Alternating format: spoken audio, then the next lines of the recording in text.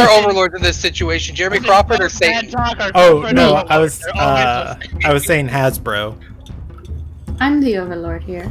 I actually applied for a job with Hasbro, and I'm okay with that. You'd be a pretty, or at least you treat me pretty nice. So I would say that's just because you're like the pet.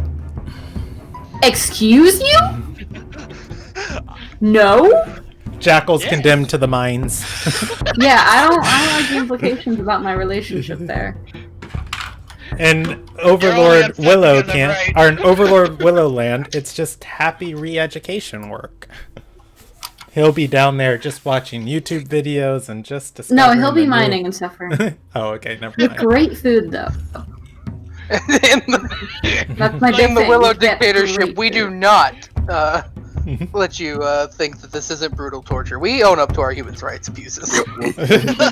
Yeah, not to undermine the horrific human rights abuses that are going on in our world right now. I would like to write a brochure for like a re-education camp where it's just like participants rediscover an appreciation for life and all of its many beauties when they go here or something. But anyways, let's jump into the session tonight. Okay, Well, it is important, but for a different time. That sounds like a brochure for Ilderon. It's not inaccurate. Have you ever watched the like Visit Cleveland tourist video? I have not. That I'll have to link that. That is the same vibe when like that's what I just immediately thought of. After Ramon made the joke, it's like, ah, yes, welcome to Isildred. Our river's only on fire sometimes. Other times, it's actually a river that you can actually canoe on. Don't swim in it, though. It's like, you can canoe on it, sometimes. Don't ever go in there, like, just... like, we are not responsible for any, mutations that happen. Alright, we are about to get started. I have clicked the button, and the only other thing that I am missing is having the recap open on my other screen, even though I remember most of what happened last session. Okay, welcome to the Ilderon Tales. This is the Nobles Saga 1 episode 26. Yes, that is the correct one. We are playing D&D tonight. Willow is busy hiccuping. We will just... no, I'm kidding. We're going to move right on into it. Dungeons and Dragons is a role-playing game. Everything you're going to see tonight is live storytelling. I've got some ideas about the story, but the really cool thing about this game is it evolves and progresses from all of us coming together and creating it, and who knows where we're going to land. If you're under the age of 14 and you're watching this, please talk to your parents because you're probably going to see content that's not appropriate for you. And finally, if you're not familiar with our world, the world of Ilderon is a really cool fantasy setting we've created. And you can look at just how it's spelled in the description and Google search Ilderon Tales, and all of the top links are us, and you can read more about the world and setting. And it is very fun. The and operative if you're goblin, over the age of... thank you so much for chatting in the chat. Welcome to the stream. If you're over the age of 14, if you're over the age of 14, still contact your family. They probably want to hear from you somewhere. You know, that's a good one. If you're under the age of 14 watching this, we don't know how much ransom money you're worth, but thanks for being here anyway. If you're over the age of 14, go say hi to the people you love and like because they appreciate it. All right, so let's do the recap of last session. So last session was definitely a big session. We were in the city of Marbleport, and I didn't put it on the map, but that's fine. That's fine. I put the map in your guys' chat. By the way, for anybody in chat, if you talk to Nightbot has a link to the Discord, and there's a bunch of like additional information on there. Sometimes just easier for me to paste things than it is to build a Roll20 page for it. But anyways, our last session started off on the 33rd of Noble, and the party was in the city of Marbleport. They were there to visit Stradora's family and also to look for clues of a missing artifact. while in Marbleport, we had just finished up with the party having dinner with Stradora's family, and that dinner was a very eventful dinner with lots of new understanding and enlightenment to who and why Stradora is. just why the Stradora is. Moving forward from there, the party helped Stradora's parents clean up from dinner, with half of the party splitting up and staying downstairs, and the other half of the party following Stradora's mother and grandmother upstairs and joining in a political and business conversation in which Stradora's grandmother informed the party she hired a all-female guild to take on some of her construction projects, and the party had an inclination that this guild might be some of the cultists that they've been dealing with for the past couple days, weeks almost. I think this campaign's been going on for 2 weeks in game time. And moving from there, there was a knock on the door downstairs, and one of the sailors that the party sailed with into Marbleport appeared. Let me turn on some music. I need music too. Here we go. I like this. A sailor appeared at the door from the ship you guys had sailed in on and informed Oswandria that they had found some of the items that Oswandria requested them to find. The sailor revealed herself to be Thumb, who was the acquisitions officer of the ship. It was her job to go out and find supplies and different things that the crew needed whenever they were shoreside or docked, whatever the term is for that. With the party's approval, Oswandria headed out with Thumb to meet with the merchants that Thumb had contacted to get the items off her list, and a couple party members accompanied her. Among the items that the merchant was able to procure, they found a Heward's handy spice pouch for Lumilia, a oath blade for Oswandria that she eventually gave to Stradora that is named Sarisung. I need to remember that for my notes. And there was a third item, which was a bow. It was a short bow for Kenneth. After purchasing all of the items, the party headed back to Stradora's house and turned in for the evening. Anderson had a dream where he had a chance to discuss some stuff with Martlin. Martlin empowered Anderson by giving him a pack weapon. And then we woke up on the next morning. It is the 34th of Noble, and the party gathered up their things and headed out towards Spiceport to headed out towards Was it actually called Spiceport? I thought that was Spice Church. Spice Church. Headed out down to Spice Church to find this thief that they have been tracking. It is the 34th of Noble. You guys are with Vaic. Talia has went ahead to try and find you guys a couple of government officials who might be willing to look the other way to perhaps build this person's trail. I am going to say you guys are walking down the roads of Spiceport or Spice Church in Marbleport. So the way that the city is set up, I actually put the city map in your guys' channel, and so it is a port, but the thing that map doesn't show is the verticality of it. So the bottom center area, which would be, I guess, the green and the yellow bottom area, is kind of a basin, and the rest of the city is built into a cliffside.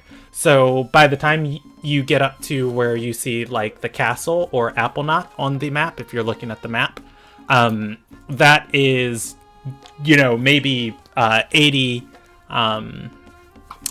or 90 feet up from you, or maybe even 120 feet up, just like looking in that direction.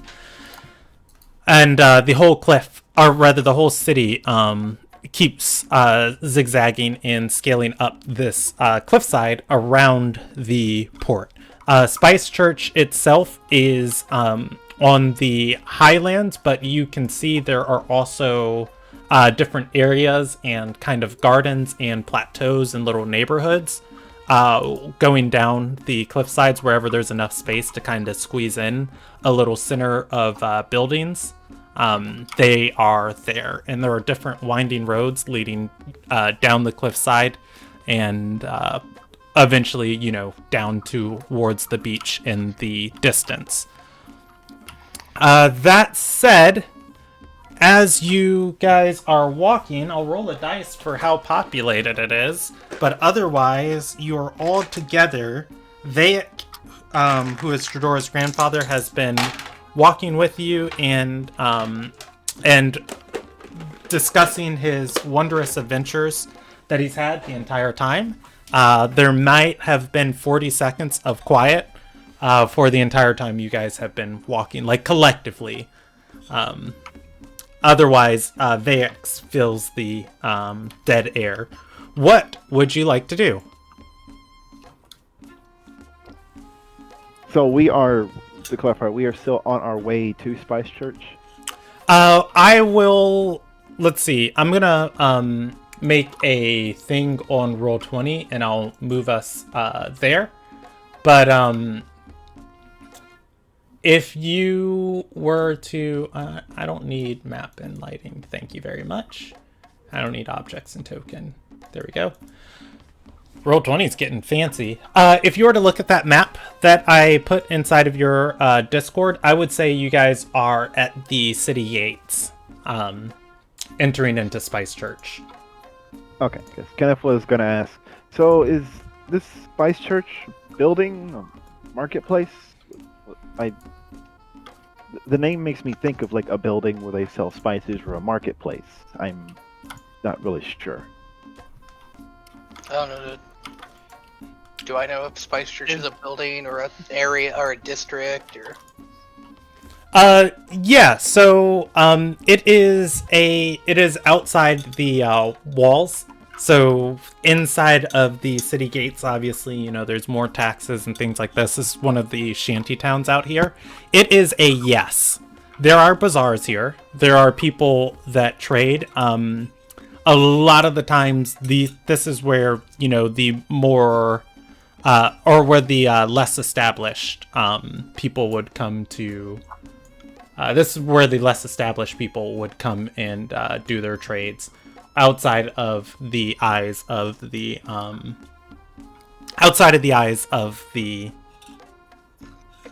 Supreme Light. There we go. But yeah, so it's a shanty town, but I would say most of the dealings here happen on these open plateaus of kind of like where you'd expect in other cities there to kind of be like town squares around things like wells and civic services. There would be kind of like all these like micro town squares, but they'd be, around these like little plateaus, and there would be a couple bazaars. But one of the other things that I did forget to mention that your questioning did just prompt in my mind, this area is a lot of these plateaus, and where it gets its name, it is lined with religious sculptures. A lot of this has been like kind of sculpture gardens cascading down the cliffs, and those gardens have kind of been overran with like the populace. I don't know if that answered your question. I might be just having some trouble visualizing, but that's fine. I'll be honest, I All of zoned out this halfway is through that Spice Church. explanation. There's a lot of things said. I mean, something I don't know. Yeah, my brain went dead. From the sounds of it, it's almost like an open air mall with multiple floors. Yeah. All right. So here we go. I moved us to the page, and I'll put some inspirational images on here later. But here we go. I'll put an X right here, where you guys see this X. So this is all Spice Church, but it's not necessarily just an open area. It kind of goes down like this to the bay side. Does that make sense? Yeah.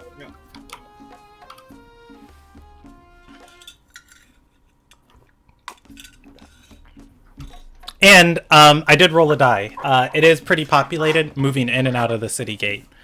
They aren't stopping every wagon and caravan, but they are. There are, several groups of Risen members standing watch on the wall, and a couple, stopping larger caravans and inspecting their wares and what they're bringing into the city.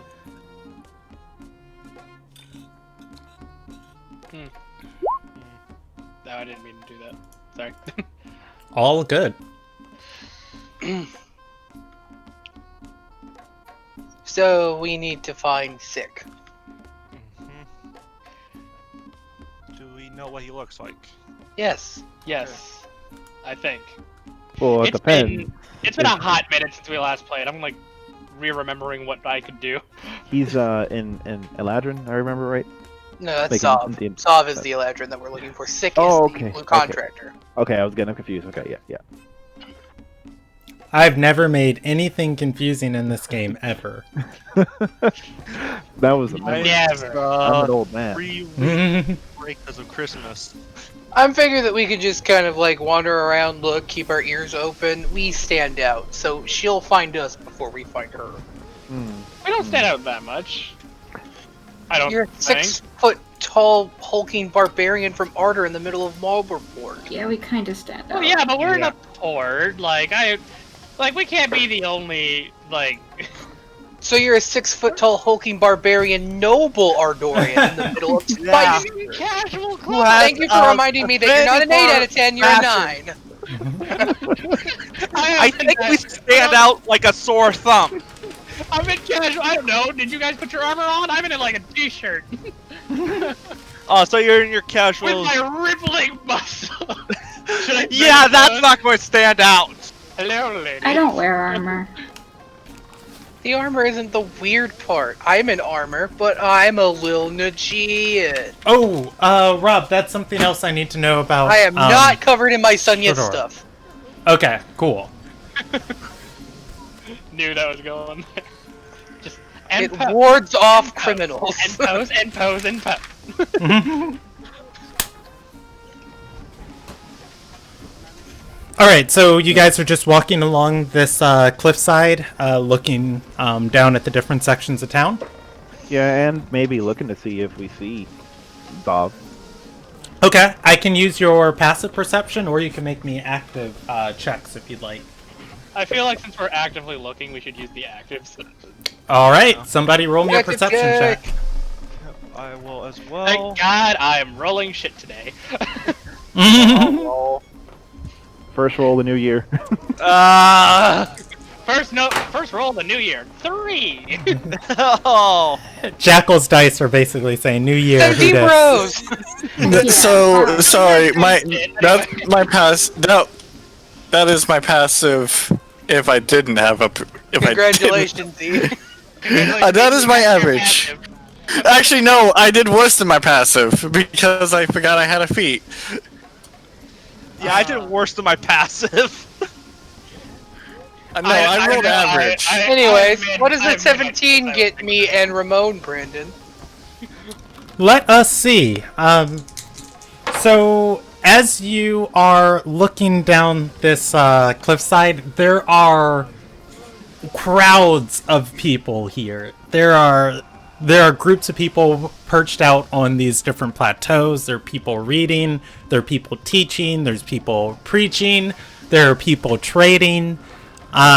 Trying to look up from here, you see somebody you might expect to be a Eladrin having a conversation with somebody. They do have a bow on their back. They are one plateau down from you. When you said there were people preaching, I was so scared for a second that Freen was here. Frain's not real in Alona guy. He can't hurt you. Freen and Alona guy. The Alona Gian version of Freen. I don't mean to keep things off track, but it'd be hilarious if Brandon rolled a Freen die. Just like, It's been lurking. Where in the world is Freen? I would be half surprised if I just rounded a corner and How do I get down to that plateau? Take the we're road. going to ship train. Oh, okay, I'll take the road. I was hoping that there was an elbow drop option, but I guess that's not. You can jump off the side. Yeah, no, that's not. I don't want to scare anybody. That's not suspicious at all. Oh, Yeah. Now you're I'll the guy, follow. the NPC with like the arrow over his head. If he did that. All right. You go down to this. You go down to this Eladrin that you see, this Wonderkin, and they are. It isn't. As you get closer, you can tell it is a man. They are talking to. They are talking to a person who seems to have some Dorai features, and I guess you can keep approaching. You guys are a group of 1, 2, 3, 4, 5, 6, 7, 8 people. So if you beeline towards them, like it's kind of noticeable. No, we're These guys gonna be casual. We're casual. Yeah. I was gonna try to blend into the crowd or behind these guys and be like, oh no, it's not that many people. Would that be a stealth check? Yeah, I'll give them a contested check against you guys. You know what? I'll also maybe stray from the party. Just a little bit, not like go completely out of the way, but like enough I can still see them, but still be part of the crowd. So, would you want me to roll stealth or? You guys can do it as a group stealth check if you want, and this wouldn't be stealthing as far as like sneak, sneak, sneak. This would be like stealthing of like casually trying to like blend into the crowd. Yeah, like not Do we trying all need to make a to. check, or kind of just thing, those casual. who have actually seen it? Oh, it's a group check, so if majority of the party beats his contested check, then you guys. Oh my god! Yeah. Welcome to the new year, 2021. Welcome to And round 2. Edison is Time just for new strutting. dice. And And- I gotta sway those hips, man. Like, gotta prepare my catwalk. Anderson tries to slump down his shoulders and, kind of walk like the rest of the crowd, and he stumbles, he trips, but fortunately Andrea grabs him, who also stumbles and trips. But fortunately Claw and Claw and Kenneth are able to just like cut out with the shenanigans. Majority of you beat his check, so he glances in your direction, but it doesn't seem he takes like imminent notice of you. And pose. More of just like kind of passively scanning the crowd So, as real he's quick, talking.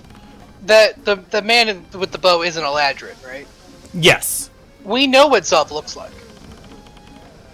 I Sick believe used you minor do. illusion to create that. Yes, Does you this do. appear to be that man, or does it appear to be some other Eladrin? Or do I have an issue where all Eladrin look alike and they're all thieves? I mean, he's got like the base build, I suppose.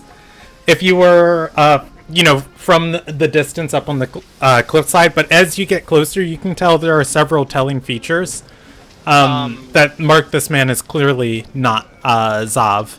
I was gonna say, like, I actually got visions of Zov, didn't I? Yes, you guys did, and I believe I have a description of him. It's kind of a Zav, stretch, but like through mental link, I'm allowed to send images. I know what Zov As looks well. like. Sick Yeah. used minor illusion to show us him. I the two forgot things that. that are going to tell this man off from Zav is that he is, once you guys get closer, he is, well, 3 things. He's much taller, he's got yellow eyes, and he's got black hair. Oh.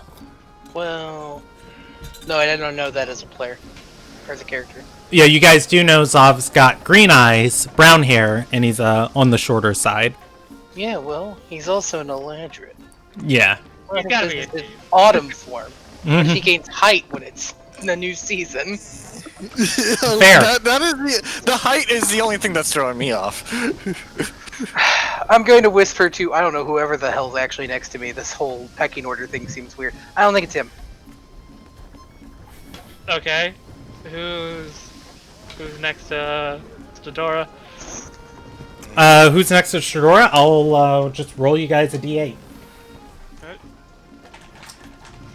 When I don't know how to decide something, I let fate decide. 6. Claw. Yeah, I don't.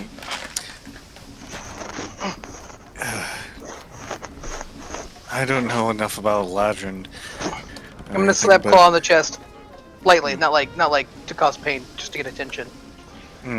Use your stupid dog eyes and get into position so you can listen to their conversation. Don't call Lowell. them stupid.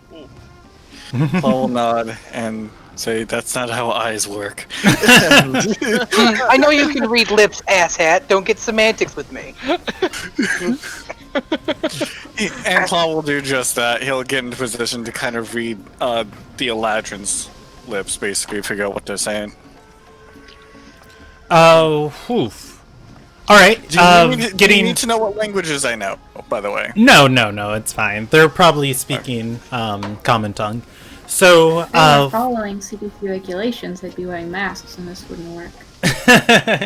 there is no corona. It's not real. It can't hurt you here. It's definitely real in real life, and it can hurt you. I'm a paladin. I'm immune. I'm hard on the week I had with that shit. Alright, so I'll get into it. Claw is going to get closer to Claw's going to get closer and try and read this person's lips. Of course, I'll roll you another percentage die. I think it is a 60% chance you can position yourself easily to read both of their lips. Which 97%, that's going to come up luckily for you. Well, not luckily, it's a very high chance. Anyways, you're going to be able to get the gist of this conversation. I'm not going to roleplay it all out.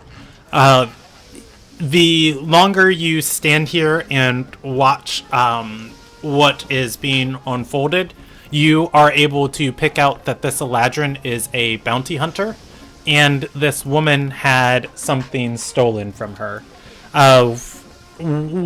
Whatever it was taken, she suspects that they went to the cliffs and hills to the south, as a significant amount of things have been disappearing from the outer markets, and she suspects a group of thieves are behind it. The bounty hunter is a contractor who has taken the job. You can see that he is instead informing her of the insurance policies of the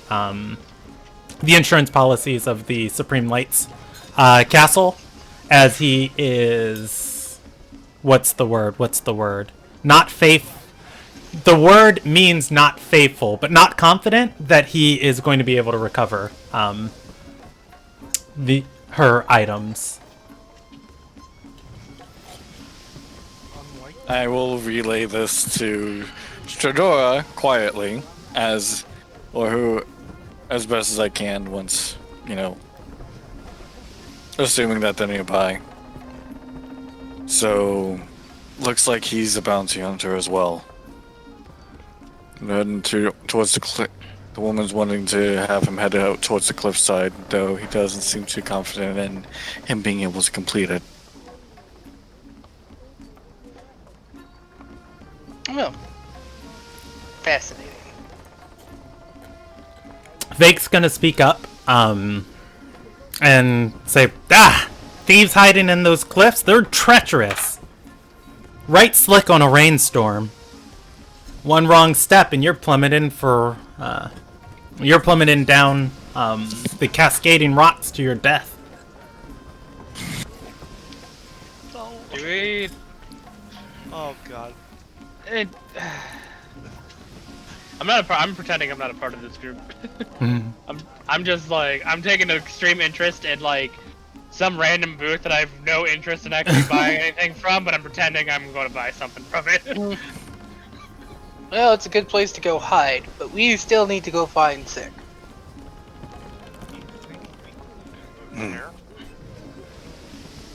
Yeah, I do, but... Since your grandfather knows the path well best, why don't we let him in charge? mister. Can you say that one more time for me, Matt? I had to turn you up a little bit. Oh, I'm sorry. All good. Basically, why not let his grandfather lead the way through the cliffs and possible death? I wasn't suggesting that we go to the cliffs right now. I was suggesting that Vake's we gonna find a cut in. contractor that we're kind of working with. Vake's gonna cut in and say, "Great idea! You know what? I've got a little bit of funding that Ina gave me. I'll go get us the most well-bred horses that this side of Marbleport's ever seen." Well, wait. We know. He walks away. Grab him. Someone grab him. Anderson, No, grab he's him. gone. Just let him go. Sergey? Let's leave him here. Get him. Ah, You did this. It's your mess. I tell I'm saying, him like, we know he's here, though. There's no reason to go to the cliffs. back. Get back here. I grab him by the nape of his neck. Oh You're gonna grab Vake? Yes. Not Vake's my problem. I'm gonna go look for Sick. Vake's a scrappy adventurer. You're gonna have to roll me a contested athletics check. Oh, great.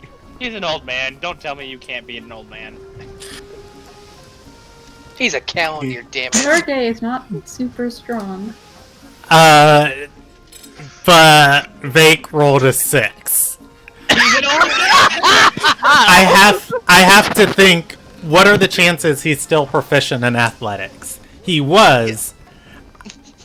He's been living in the lap of luxury, so I'm gonna say it's a 33% chance he's still proficient in athletics. 1 through 33, he's got proficiency, and any other result he does not. 18, he does have proficiency in athletics, and with his strength modifier, that's gonna be 1 plus. I'm gonna give him 2. That lands him at 3. It goes in the favor of the attacker. So after batting away your arms and a little bit of a tussle, you are able to land a solid grasp on Vake's clothes, twist them in your arm, and you are able to grapple him.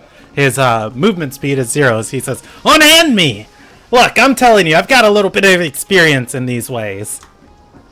Yeah, I'm gonna elbow Kenneth. You ready for this?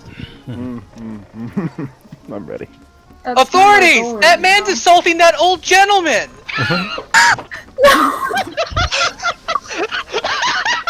Alright, well, here we go.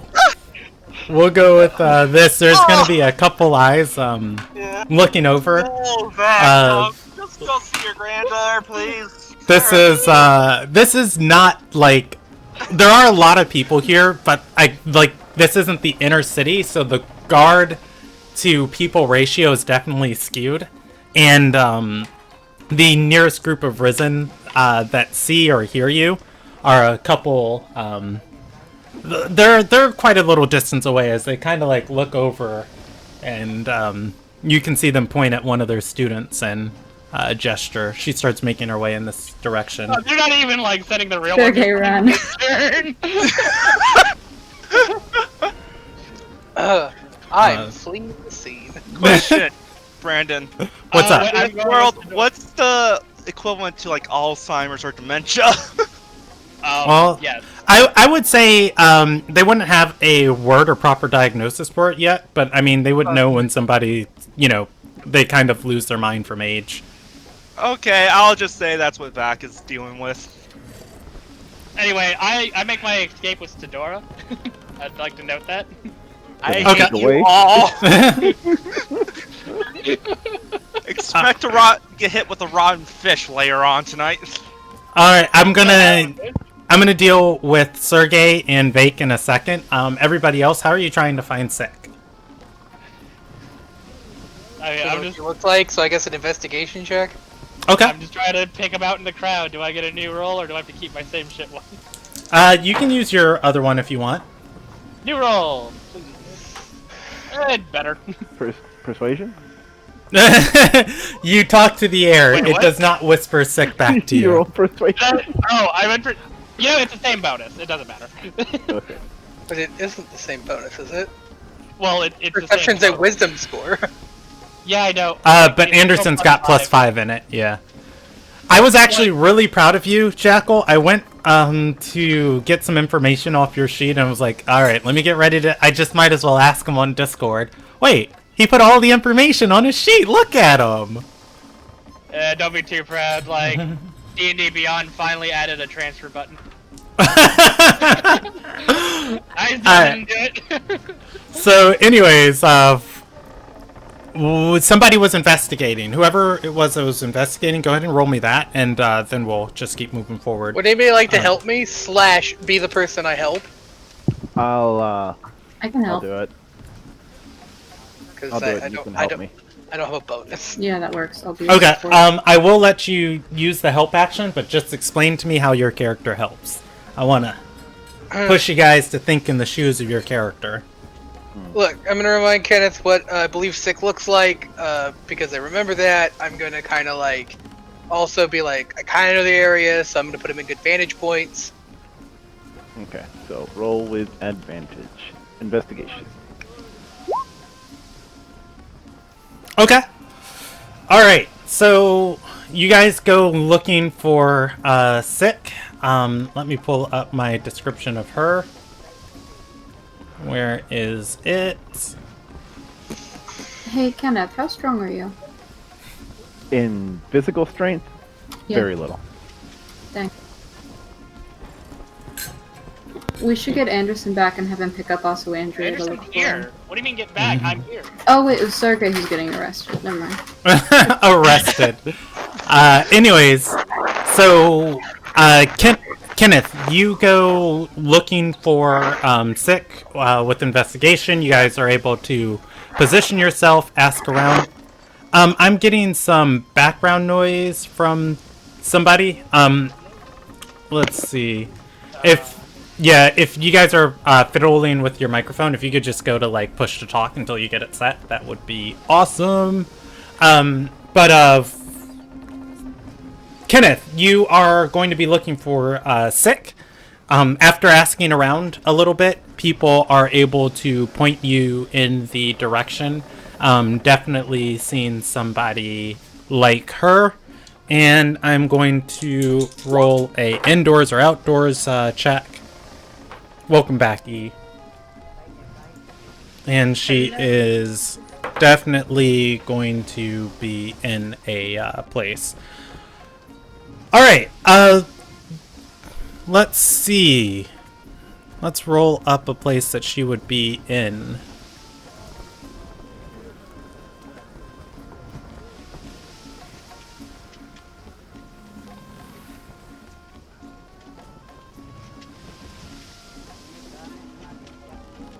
Alright, you are going to track her to a building. It is going to be a large 2-floor almost shop. You can see it is a place, or rather the name of it is Devasso's Apothecary. It is not necessarily a business, but simply stepping inside here, you can see there are several different cauldrons and different calendars. I think those are the things, and I forget the other name for things that are distilling different types of liquids. And you can see there are many apprentices and students here that seem to be training and learning. Each one at a different table with a book that they are writing in as they are either measuring or working on this stuff. Stepping in on the first floor, you are going to see Sick. She is having a conversation with a taller male, or rather, I guess, almost androgynous elf. As you step in, are you guys noticed? You are not. So I'm going to come back to the party because I need to figure out where Sergey is in all of this. Sergey, as the party goes walking off, you are wrestling with Vake. He's going to say, look, if I don't spend the money, Ina's going to take it back. She gave it to us for spending. spend it on something proper, like going to a Like bar. horses! Did I tell you the one time I caught the horse thief in Emurian? I got a letter from the Supreme Light. At, Feel sorry for the intern. as you guys continue to struggle against one another, the student is going to get there. You can see she is a risen member of discipline, which is, the peacekeeping force of Illuminagai. She's going to put her hands behind her back and say, citizens, is there a problem? No, there is not, ma'am. Vake is going to... are you going to let go of him? Yes, I will, Bumley. Vake is going to adjust his clothes and say, "Excuse me, miss, do you know the place to the nearest stable that might sell mares or stallions that can go down these cliffs?" Fake. That might be later. For now, we have to go meet someone. The woman is going to... Or rather, the risen member is going to nod and say, there are several stables at the edge of the plateaus that touch the South District. But you'll find better breeds inside the South District. He's going to nod and say, "Well, thank you." She's going to nod and say, "Well, about yourselves." And he will, I guess he'll nod one more time and kind of turn away and look towards Sergey and say, "Well, we've got the information if we need it. Come on." Now let's go see your granddaughter. I don't know why you're wasting time trying to go find a horse merchant. We got important things to be doing, Sergey. Come on. Oh, you're the one who went to it. This is as someone who has dealt with dementia, this is a losing fight that you will never win. Yeah, as soon as the guard got called over, thanks, guys. Vake is going to lead you on the tail of the party, pointing ever so often to the directions that they went. Sergey is completely capable of doing this on his own, but Vake feels incredibly helpful. And I am going to indulge his pleasantries just to make him feel happy. Alright.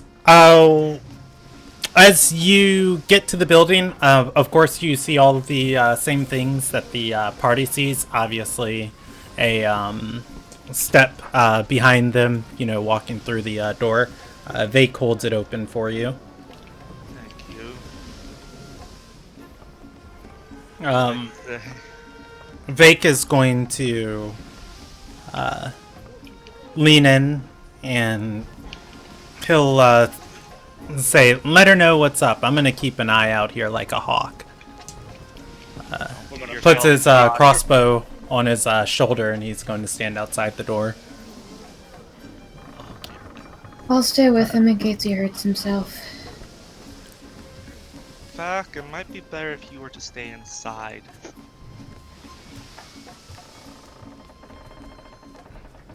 Vake's going to say, "Gosh, you guys want me to do all the work, don't you? Alright, I'll show you." Like, we don't want you to shoot yourself by accident. I think it might be better. No, we need his help, that's all. Vake is going to take the crossbow off his shoulder and put, this heavy mechanism from one hand into the other and say, "I would never," as it hits his hand, a bolt is going to fly into the wood of the shop, past Sergey. And he's going to say, "Shoot myself." But that's just to let you know how deadly accurate I can be.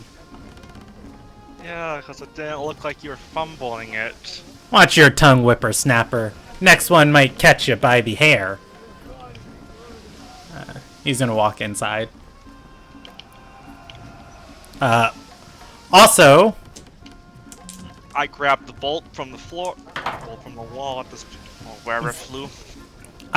Vake begins using the loading mechanism for his crossbow, inside, which draws a lot more attention for all of you. Immediately, there are kind of whispers and people looking up from their studies. The conversation happening at the back of the room is going to pause as both participants look up. The elf is going to look over and he's going to say, excuse me, are you lost? At which point Sick turns around, recognizes the party, and say, acquaintances of mine. She gestures for you to come forward and say, I wasn't expecting you for a few more moments. Yeah, sometimes things happen a lot faster than you'd hope. Looks at my grandfather. Looks at Sergey. I look back. At least I didn't end up in jail. That's what I was hoping for. You're really going to be sleeping with a raw fish in your bed tonight. You know that. Anyways. Yep. We, moved nice and fast. This is, we're here to help. She's going to nod and, say, well, I was talking to Devasso here, and it seems that our suspect has been through these areas. Seems like he might be working in coordination with some local groups, and there might be a large shipment of goods that don't particularly belong to them being moved out today. We had heard of conversation between somebody and a bounty hunter about a group of thieves out in the South Caves? Is it the South District? Yes. So, That was me to the DM. Yeah, there are cliff sides and roads going south, out of South District. Just as much as, like all of these cliff sides and plateaus kind of cascade down towards the bay and water. That continues on for a good little distance. That said, think there was something. Oh, Sick. She is going to nod and say, did you perhaps find any of the, or did you perhaps find any of the contacts I told you to look into? Any Risen member who might have been able to make a manifest for such a shipment? We'd be able to have the drop on them. I have one of my top people on that. Vake looks up from his crossbow after having it loaded and says, "What? I'm still right here. I thought you sent the other lady on that." Said one of my top people, Grandpa. He's gonna put the loading mechanism away, again heaving the crossbow to his shoulder, leaning it, the pointing it at the ceiling, and he's going to say, "You're doing great, honey." Anyways, yes, an associate of ours has a history in such things. She might have a few contacts.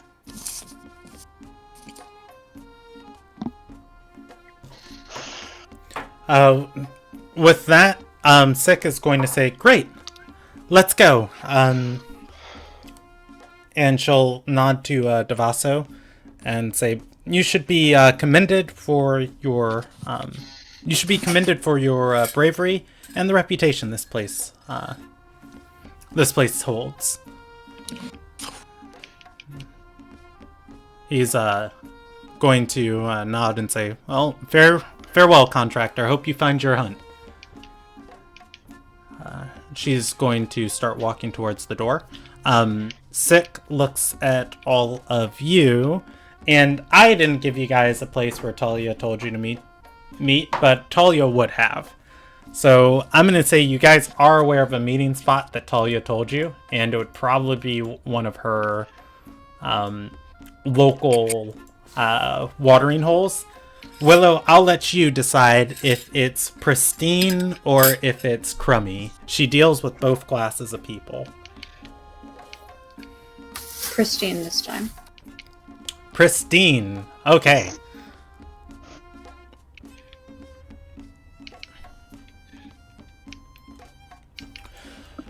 All right.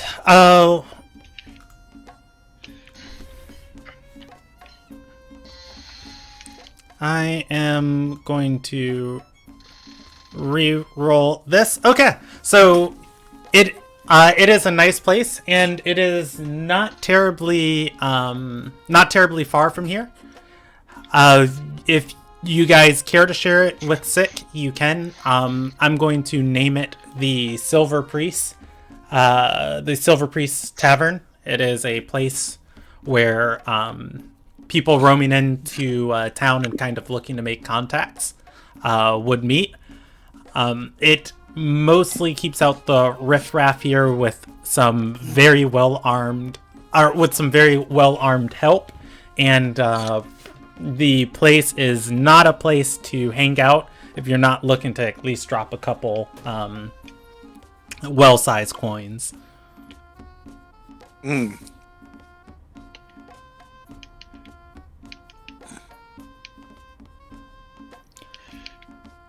Do you share the location with Sick? Yes. Okay. With that, Sick is going to start moving out the door and towards the location, and Vake continues to follow her, and she's going to stop and look over at Vake,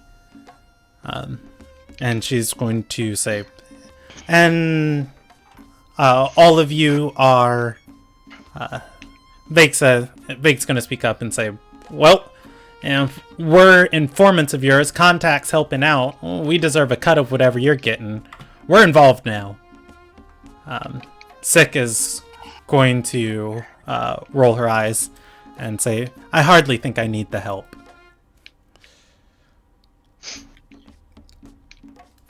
At which point, Vake is going to speak up and say, well, I wonder what the Supreme Light will do with this guy if we catch him first. What that does for your bounty.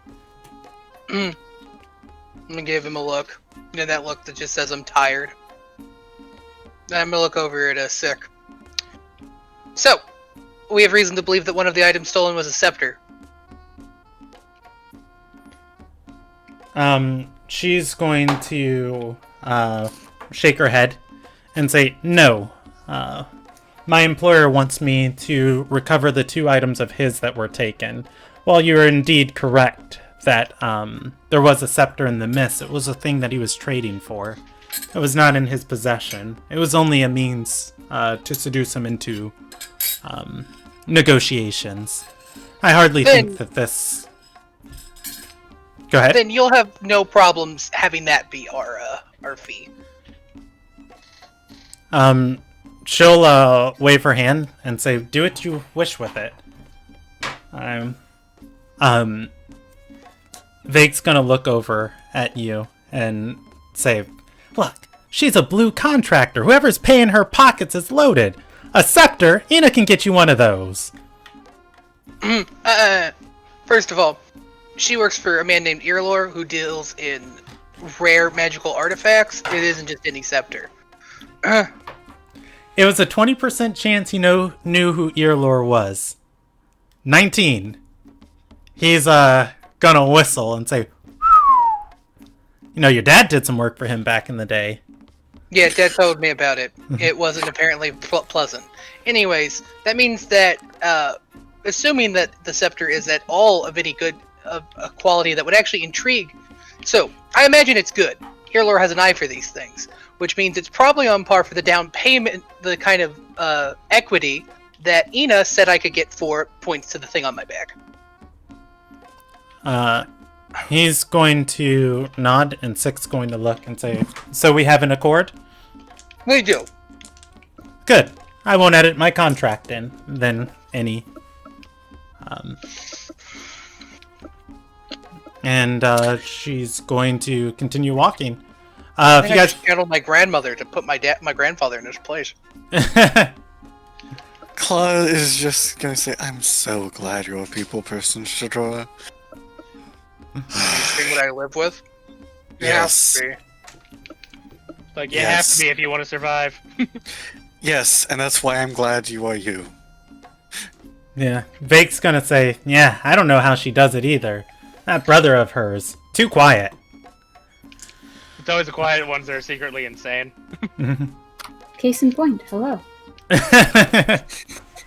Claw's just gonna glare at Anderson and just continue walking. I have done nothing. What do you mean? What You did I guys- say? You guys are going to get to the Silver Priest, and stepping inside of course, this is a very dangerous looking crowd until you get through the foyer into the tavern proper. There is actually a waiting staff here that takes you to a private alcove. Moving past all the armed guards, there are several groups of them. You guys are... how many floors does this building have? You guys are ushered to the second floor, and you're going to find Talia. Each of the like kind of seating areas in here, it's not kind of like an open tavern. You can almost walk into this as you'd imagine like a booth, but there are large walls up in this seating area, stopping any like onlooking eyes from another place. There is a monochrome of privacy that each set of individuals have. You guys are going to find Talia waiting for you. She is sitting at a large table, and I guess they're for this seating area, there'd kind of be like a little lounge area in the back here. At the lounge area, you see a Risen member. She is sipping a drink, sitting by herself, apparently waiting to be interrogated or have a discussion. All of that said, let me pull up. Where is Talia's card? Hey, there she goes, all the way down in Dockensdale. Let me move her up to story NPCs. Because Rob... I'm kidding. Alright, as you guys all start shuffling into the alcove, Talia's going to gesture you over to the table, and she will say to you... I just had this person... she's going to say, that is Kalora. Or she's going to say, that's Kalora back there. She's somebody who I helped get into the Risen. I paid her entrance exams. Now, when you say help, do you mean helped, or do you mean, like... I'm just saying, I don't want to repeat it last time. Talia's speaking in a hushed voice. As she's talking, she's going to stand up, turn you around, look and smile at Kalora, and then turn back and kind of speak shoulder to shoulder with Anderson and say, I didn't do anything nefarious with her. She's a good girl, but she may have had a couple bad apples in her class that might have had some influences on her. She wouldn't break any of the rules of Marbleport, but if you're looking for a Risen member who would, she can definitely put you in contact with some.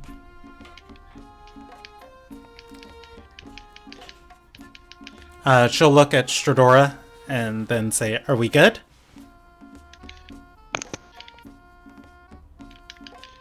Yeah. Thanks.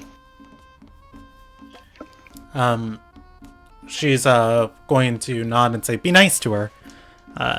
Talia's going to walk over to Lumilia and give her a peck on the cheek and say, "I'm headed back to the house."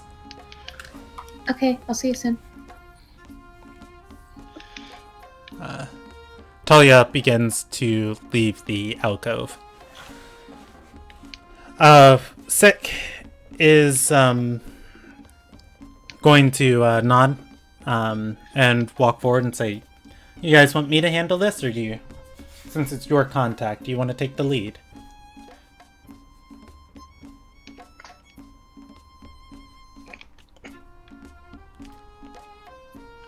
Oh. How do I want to phrase this?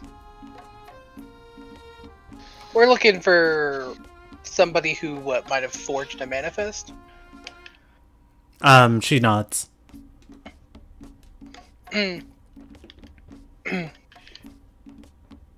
So, have you heard of anybody that's done that kind of work recently?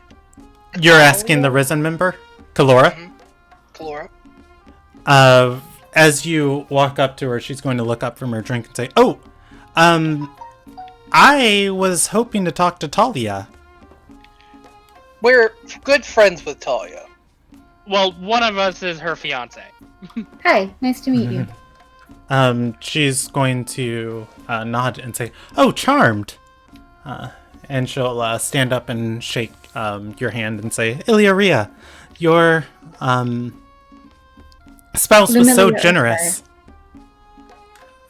And she'll say, "Kalora of Grace. When Talia told me she was investigating improprieties that might have happened in students she sponsored, I just knew I couldn't stay silent. It would besmirch her, oh wait, she wouldn't know her as Talia. What would she know her as? Random name, let's go with Aethera. There Just we like go. pull up baby maker names. Yeah, she's gonna say, when Aethera told me she was investigating Risen members, that she had or improprieties in Risen members she sponsored, I just knew I couldn't stay silent. We appreciate your patriotism. I guess Mental Link asked Dora, do we want to clear her in that you're a member of Sunyeth, or we keep that part quiet? Oh, keep that quiet.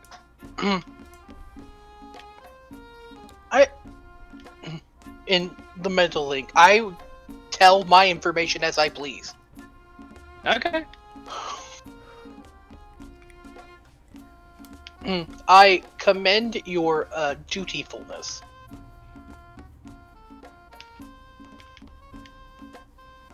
So we had a few questions about some specific impropriety. It's cool if we sit. Can I sit? Is that an option? Yeah, you can sit. There's a lounge area. As you sit, she'll sit back down. She'll nod and say, "Well, I can only speak on what I know, but I just hope it's helpful to you." Hopefully it's helpful, and I guess I should preface this, and if it's not, that's not at all a failing on your part.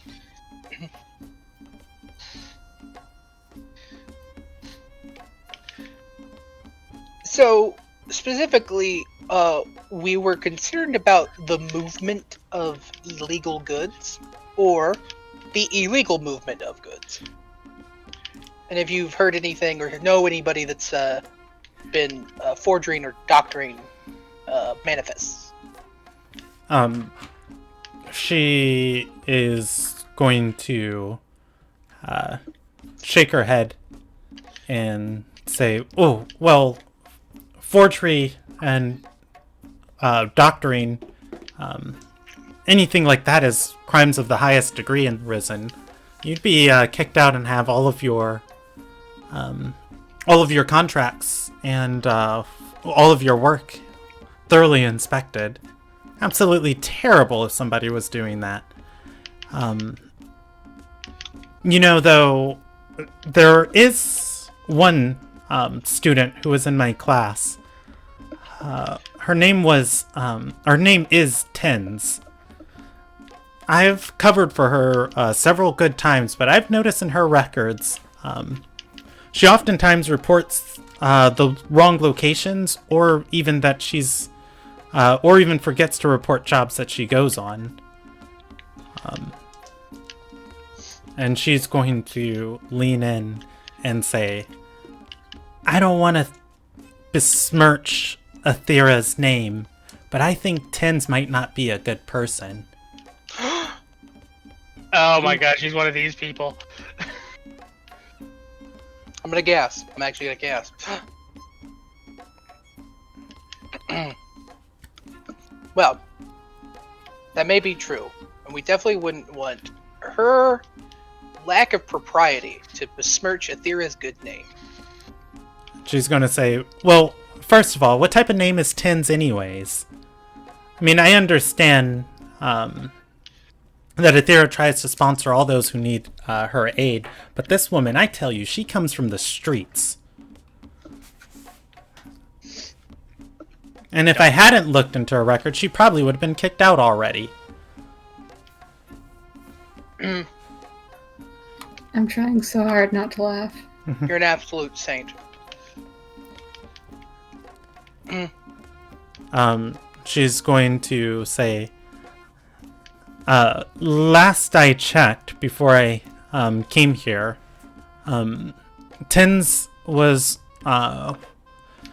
supposed to be assisting in a chapel inside the city walls. But I know for a fact that she had contracts for South District drawn up last night. Do you know where in South District? She's gonna roll a history check. She's going to shake her head and say, no, some guild she's working with, a large shipment of a large caravan being moved out. Exactly what we're looking for. And she's going to say, the thing is, a job like this would take time. But for her, it kind of just happened overnight. Do you think she could have had help in that matter? She's going to shrug and say, all I know is that it smells like no good to me. Do you know anything about the guild she's working with? She'll roll another history check.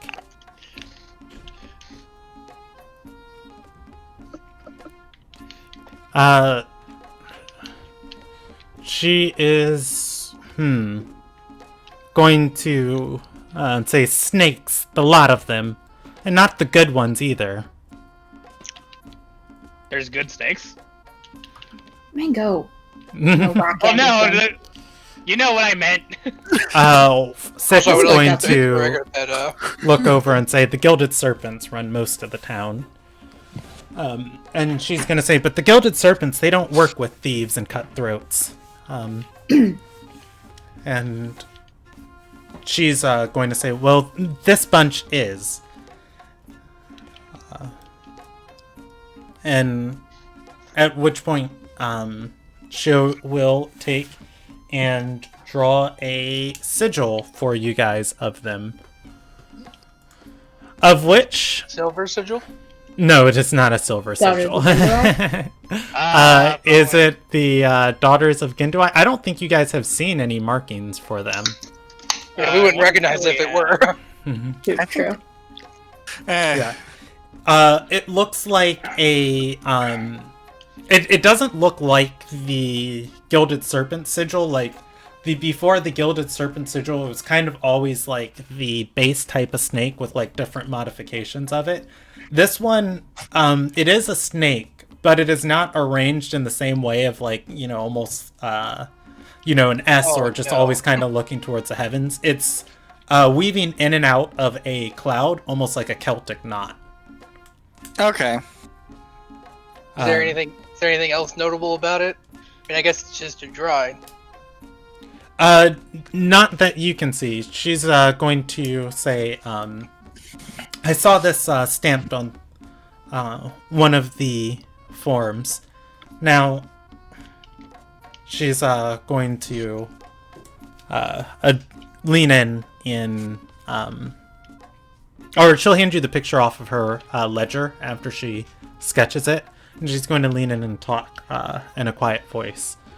If whatever Tins is doing is, as I suspect, not of the noblest causes, and you were to bring it to light without implicating my role in this, then by natural advancement, her place in class would become mine. I see now. My, a concerned citizen and dutiful worker in the cogs of the great system that is the Risen? What have you done that's wrong? I'm sorry, so this is me being incredulous because it's just like, I'm sure when we bring whatever this is to light, none of that will shine onto you. If I need to throw in a wink, I'll throw in a wink. Yeah, she'll nod at that and say, wonderful. And she'll say, I see that there is a taste and company remains as magnificent as the first day I was introduced to her.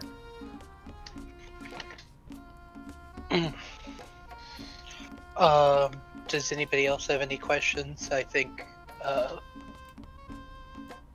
we're good here. All right. You guys are, or rather, she's going to stand up and start leaving. But you guys have 3 NPCs with you. Yeah, well, that I need to roll stuff for. Okay.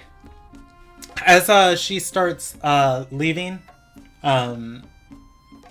Asu Andrea is going to say, hey, I think I saw this symbol. A group of people were on the upper road with it. She points to the paper.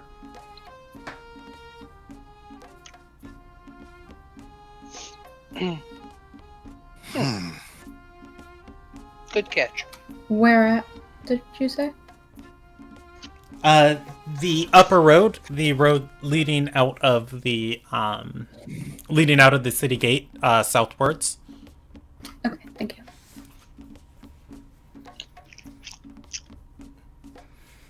Oh, that makes sense. South is where pretty much everything's going to be happening, it looks like.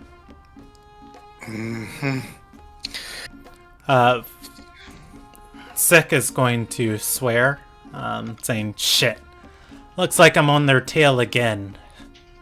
They're already trying to move out of town, and all of this was prepared last night. Should we go ahead and make our way down now? She's, going to, nod and say, if there's anything left there. Usually where there's a tail, the ankle's not too far behind. Let's try and cripple them. Alright. You guys go looking towards South District. Vake is going to be talking the whole time of, hot damn, this is just like the I guess this is closer to the horse thief story.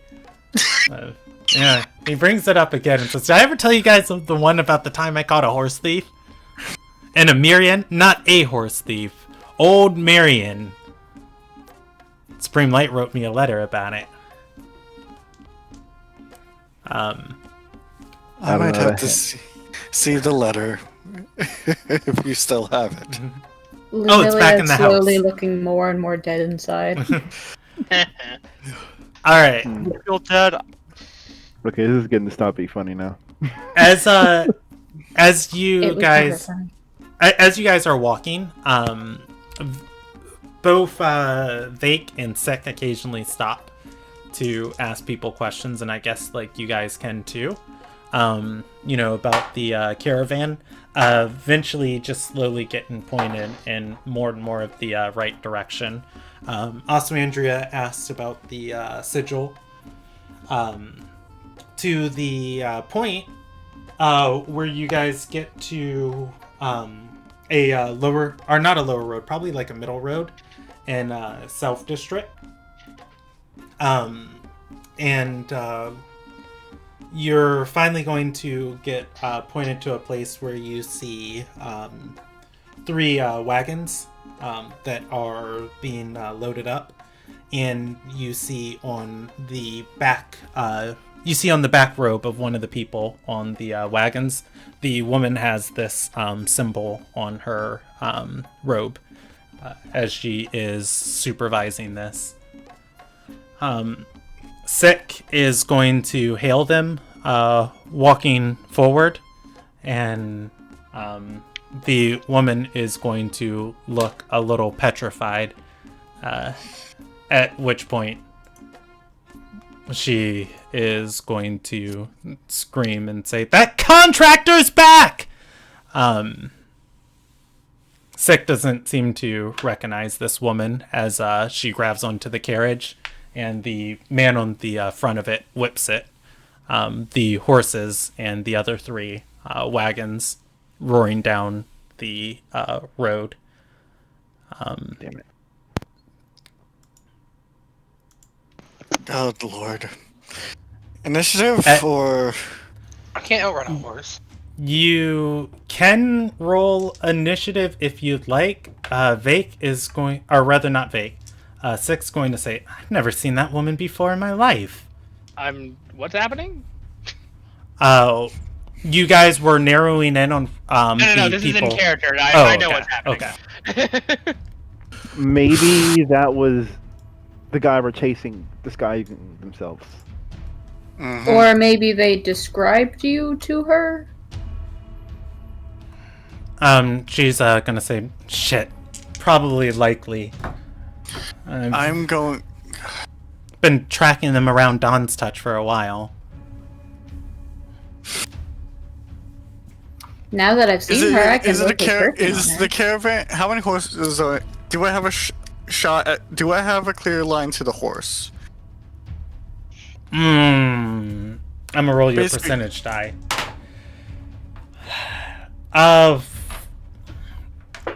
Roll me initiative, E. It's been... So these horses can clear some serious distance. And it is not... It's not going to take Damn them it. too long till they're out of your... Yeah. So by the time you... Yes, you do. By the time you get your bow out, you are ready and you are about to take a shot. Like, these people kind of took off in this confusion. Not only are the roads kind of windy, but, I told you they're crowded with people, and they are not caring about anyone's safety as they almost trample, a dozen people. You can't shoot the horses without potentially hitting somebody. I could try to spook them with thaumaturgy, but I'm guessing they're too far away now. Vake I is going to attention? scream, "Horses!" as he starts running down the street. Can I I'm try to Gonna follow use... Vake. Okay. Can I try to use Speak with Animals to do an animal handling check from a distance to stop the horses? I That's feel a like they're too weird- far I'm gonna step in away. and say no. You can't rear a horse from 300 feet just because you speak words. Well, that was particularly Brandon. Like, how far away are they? Oh, let's see. I'm gonna say it's about 40 seconds before anybody wanted to do something against them. So I'm gonna just give me a Question. second to do some math. Okay. How Okay. far away are they now? That's basically what That's he's what I'm getting right now. Okay. That's what he's asking, and basically, I could try to shoot them, but me as a player, me as a character, I'm not risking it. I have the feeling Well, like technically I risk want to it. try something, but I have the feeling they'll be too far away to actually. Yeah, they're gonna be over 500 feet away. Yeah, that's not Oh, happening. screw that. Ah, shit. All right. I was thinking of like Misty stepping onto the carriage, but yeah, that's way out of range. Yeah, I was going to try to fire at them, and if They are not moving.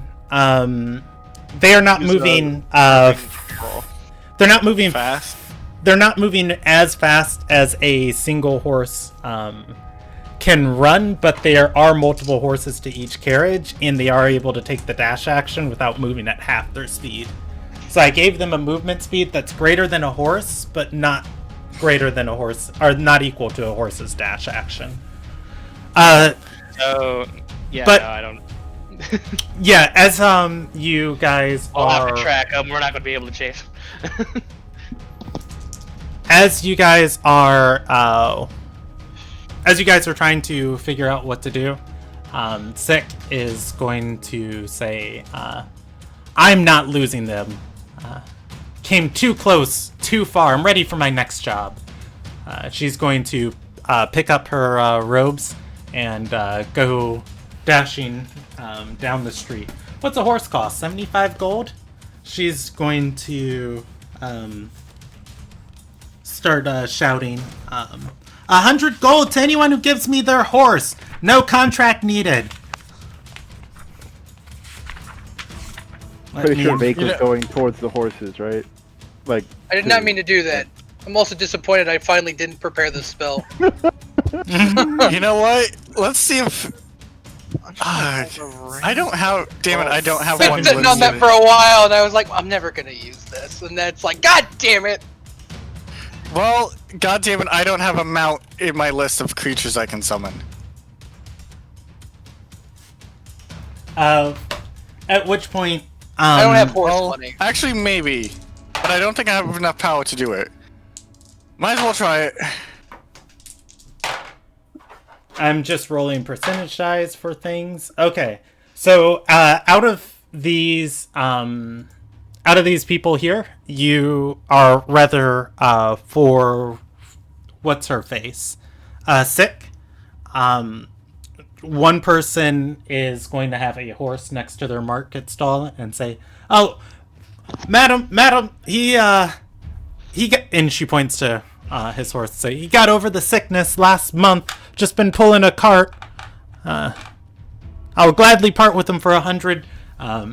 As he is saying it, she's going to drop a small coin purse on the ground, taking the reins of the horse, and percentage check of if there's a saddle on him already. Oof, 92 there is.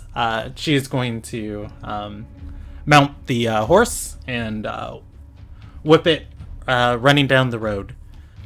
She is going to be passing the party, at which point she'll say, "Come!" She holds out a hand. One person can ride on Anderson will her grab saddle with her. gosh, All right. First Claw will try and yeah, keep they- up.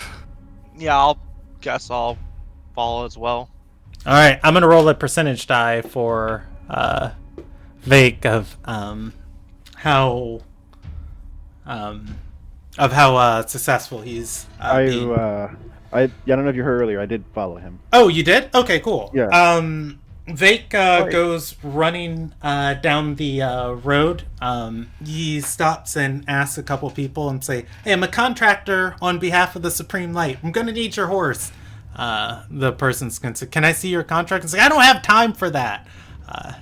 At which point the person's gonna say, "I don't feel comfortable if I'll give you 60 gold for it, sir. It's worth 75." Ah! He goes on to the next person. Kenneth, you can step in at any point you want, but it goes like that for a few. I for a second I thought remember he was told about, yeah, you can get horses over here at this place, and I thought that's where he was going. He Yeah. is making his way there. He is trying to get somebody else's I'm mount going on to the way there. run to that area. I Actually, feel like I'm still back where this all started, just kind of being like, maybe I should just go home. Just like, is this really worth Actually- it? Actually, you know what? I'm going to just tell Ken. Well, Are you actually going home? I'm going to actually tell Claw and I'm running. Mhm. well, I'm going to yell to go to this area where the horses are, All right. and I'm going to run back to where Shadora is. All right. Kenneth. Realizing I would be more useful there. Kenneth and Claw. Claw, do you take that advice? You don't have to. It's up to you. Yeah, no. I'm gonna do a coin flip real quick. Yeah, I'll take the advice. All right. You and Kenneth and Vake are going to zigzag your way. Moving up the road and heading towards South District. A few moments later, you're going to see Anderson and Sick go tromping by you, galloping on horseback. At which point, Vake is going to say, they're going to get there before us! Come on, kids! Just get me close, and I think I can hop on. No, No, Anderson, no. you're already on the horse with Sick. Yeah. It's going to be a few moments later of you guys hustling before you get to the stables, asking about and making quick deals. A guy goes to stable boy goes to fetch the risen scribe, and Vake is going to say, "I'll pay an extra 20 gold a horse if you hold the paperwork till we get back." The stable boy is going to then, ask, I guess, I forget the name for master horse watcher, the person who would be in charge. A stable hand? I don't know. No, he would be the stable hand. Yeah. Yeah. He's the stable hand, and then it basically The guy in charge of these, and eventually the word is going to get carried to him before he agrees. At which point, Vake is going to procure. Let's see. 1, you don't need a horse. 2, 3. Sergey can ride with Kenneth. Shadora can ride with Lumilia. And he will procure 4 horses, getting a single horse for himself. That is enough for everybody to be doubled up. That said, at which point they will say, "Come on, let's go get your friends." He'll give Claw the reins of the extra horse and say, "Trump this back to your friends. I'll ride ahead." Claw will nod and do exactly that. Yeah, I'll also take the horse I have back. All right, so he rides off. Kenneth and Claw, you are able to ride horses. They are trained mounts. You do not have to make animal handling checks to control them. That's good at least. That said, you guys are able to return to Sergey, Lumilia, and Stradora. There's enough mounts for everybody to ride double up, and Oswandria will climb on one. Ooh, Oswandria's a getter. She'll take the reins. Oh no, does she know how to ride a horse? Probably. Yeah, like They had stables. I'm going to say, hey, all right, ladies, get on now. All right, Gonna who ride wants to with ride with Thunder. who? I am gonna ride with Osandria. She's a getter. Okay. And she got you. Lumilia and Sergey, do you guys mount a horse? Sure. Sure, but you're controlling the horse. Damn, I was going to ask you to do it. No, I'll no. try, but One I'm of you not- have to get on with Kenneth. The other has to get on with Claw. I'll go with Kenneth. All Okay, right. Claw. While he's getting on, I'd like to ask Sergey, can you shoot your bow while we're riding this horse? I was about to ask if I can do that. Oh, that's a good point. Oh, wait a minute. I'll say if it It's- doesn't have any useful cantrips. It's not going to be easy, but yes, you can. I'm going to say while shooting on horseback, unless You don't have mountain combatant, so. Yeah, I was going to say unless you've got I don't like think mountain a- combatant gives you better accuracy with range. Whatever. Brandon's laying down the law. Yeah, Fair I'm enough. gonna say it's gonna be disadvantage while trying to shoot on, galloping horseback against galloping horseback target. Rolling with disadvantage. Gotcha. Fair enough. All right, so Got it. you guys take off down the cliff sides. Anderson, Yo.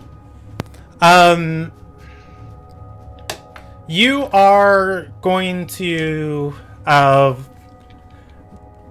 be the closest one onto these people's trails, and you're going to see very quickly why they were running from Sick. You guys began chasing them. These paths wind, twist, and up and down the cliff sides. And of course, you're only about 10 feet from the edge of either path and sliding down, the cliffside or tumbling to your death. The lady in the robes is going to get out of the carriage, and she is going to... Oh, no, she's clinging to the side. She's going to cast a spell. You see her... you see a blast of fire start materializing in her hand before she lobs it at the cliffside, and she is going to throw it at the road, causing you guys to divert paths to avoid the explosion. That said, How far away is she? Yeah. Or is there a cart? you guys were not terribly far from her. That said, she is... Sick is going to take a high road, racing alongside this carriage, and she is going to hand you the reins and say, help me out if they get a good hit in. And she's going to jump off the horse, trying to drop onto the carriage. Okay. If you want, you can roll initiative, but as she is falling, you see her pull out a flaming sword. Ooh. She'll be fine. She'll be Like- fine. No. I am gonna roll initiative. Okay, I'm going to I say son of a it is bitch. going to, moving at max speed, it's going to be about 2 rounds before anyone else gets here to help you out. Cool. I'm rolling so bad today. Could be a lot worse. Alright, let us set this up. So, let's go here to the combat grid, and we're going to do this very interestingly because this is a different style of combat. So, Yeah. generally anything towards the south of the map, I'm just moved you guys all to the combat grid. If you go to the top center, you'll see your self. And the way this is going to work, I'm going to put a... I'm going to put some arrows. We are going like this. And at some points, the paths are going to zig back down and around. And then they are going to continue going. So there are different elevations here and different paths these are going on. Anything towards the south of the map, you can assume is lower. Anything towards the top of the map is higher. I'll shuffle them around based on percentage dice.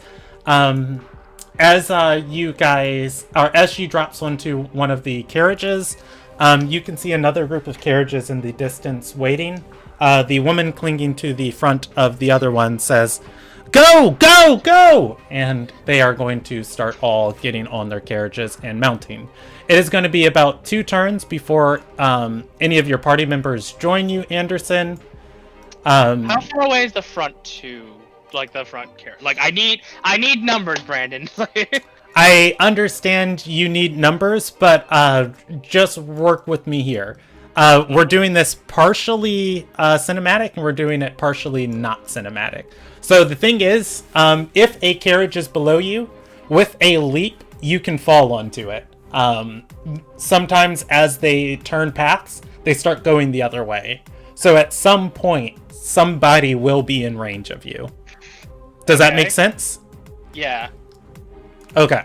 For now, as long as you keep moving, you don't get left behind. If you stop moving, then I'll give you X amount of row turns before, you can't target anybody. And of course, that range will be, indicated by...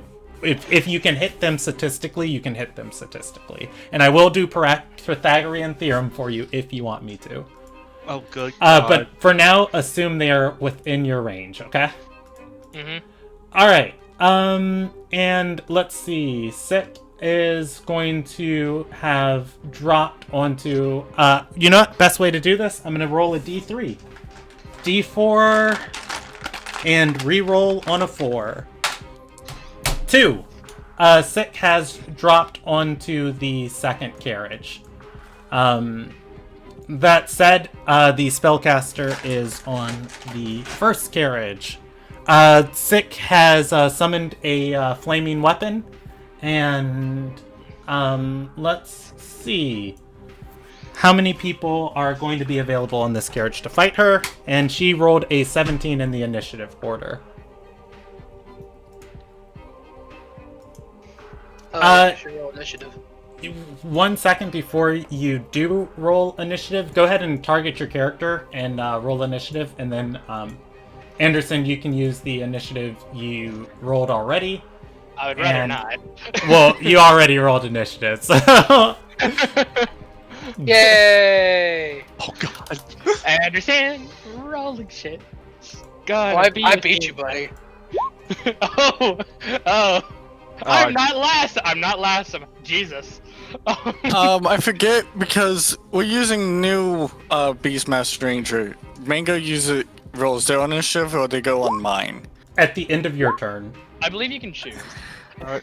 No, at the end of your turn. Oh, is it? Okay. I think that's how everyone's just reading. It's been a hot, long minute since I've... It's been like 3 weeks since we last played. And I forgot to click on my... There we go, someone finally rolled higher than 10. Like an idiot. And... give me a thug. That's what I want. Several people have rolled higher than a 10. And I like... Yeah, but not during this initiative. Oh God, it's gonna get me a little bit to relearn all Who's this. the Master Thief? It doesn't matter if you go first, as long as they die. That is Alright. true. It's true, but going first generally helps. I'll add enemies to carts as they become relevant.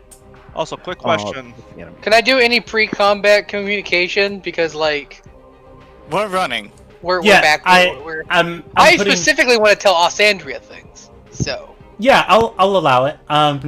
After Anderson takes his 2 rounds of combat, then we'll roleplay a little bit, and then we'll jump back into it. What am I doing here? Here we go. Thug, and you forgot to need put my initiative. Token, so give me a second. There we go. 2 seconds. Oh, and I need 1 more initiative. This doesn't match the lady, but it does match who she is based off of. So we'll put that person there, and we'll go ahead and roll that. All right. Okay. That is everybody on the initiative. Yeah, If anybody else wants to roll, go ahead and make sure you roll. Oh, I guess I need to roll also Andrea, and Talia is not there. why is mine not sending to a token? You have to have your select your token. token selected. Oh. Like on the board, like not your Yeah. picture. Yeah, no, that is what I'm clicking on. That is the weird part. Let's see. Let's roll her. And that, I believe, is everybody. Oh, I gotta put Vake on here. Vake will join you next turn. I don't have a... Oh, I do have an NPC card for him. Did that go now? Fantastic. Yes, that did go. Thank fuck. I had it in pan mode. Not select. Great. So all my earlier ones were useless. It's fine. Is that going to add? That is not going to add. Let's see, what is he? He is a scout. Let's try this one more time. Add him to the initiative. There we go. Awesome. And Vake calendar. Alright, Vake will join you next turn. Alright, and descending order. Anderson, did you get your proper initiative on there? I thought you said you were going to put it on there because we were using my earlier one. Oh, I meant for you to add yourself and then I'd update it if it was wrong. But here we go. I got it for you. Let's see. It's a 7. 7. Fantastic. So I go first, right? Yeah, you do. 7. Alright, Anderson. Sick is going to drop down onto these carriages as they are rolling away. For all intents and purposes, you're a large creature because you are mounted. I'm just not going to, change your thing. Let's just go straight down initiative order. The thief is going to stand up and come from the bottom, or is going to climb onto the top of the carriage. And what is oh, Master Thief. I was like, where is that character card? Let me move it to the other side of my screen. And we are going to let's see, it's got 3 attacks. It's going to make 3 attacks at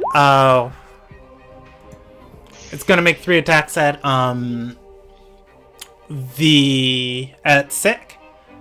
Sick. Let me pull up her sheet and put that on my other screen. And then this is going to go faster as soon as I have everything open. The 14 and 14 is going to miss Sick as she moves out of the way.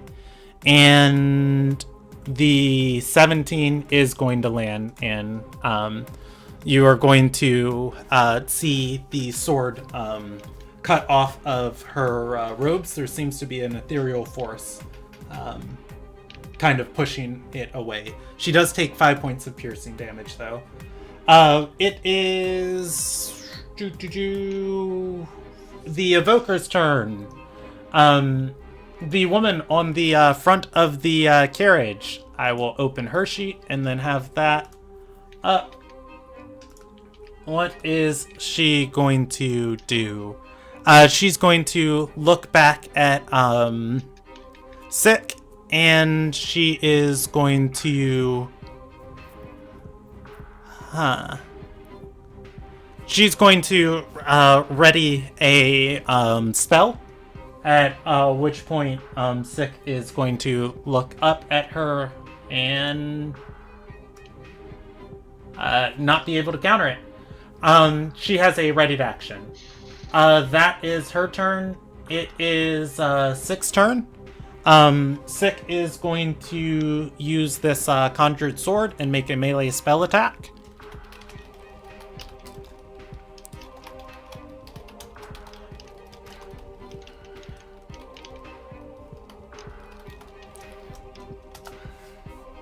And that is going to miss the thief.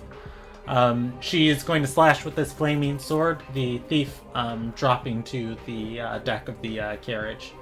The thug driving the carriage is going to whip the horses, holding the reins with one hand, He's going to look back at Sick, not having a good angle on her. She has partial cover from him, and he is going to make a range attack with his crossbow, or with his hand crossbow.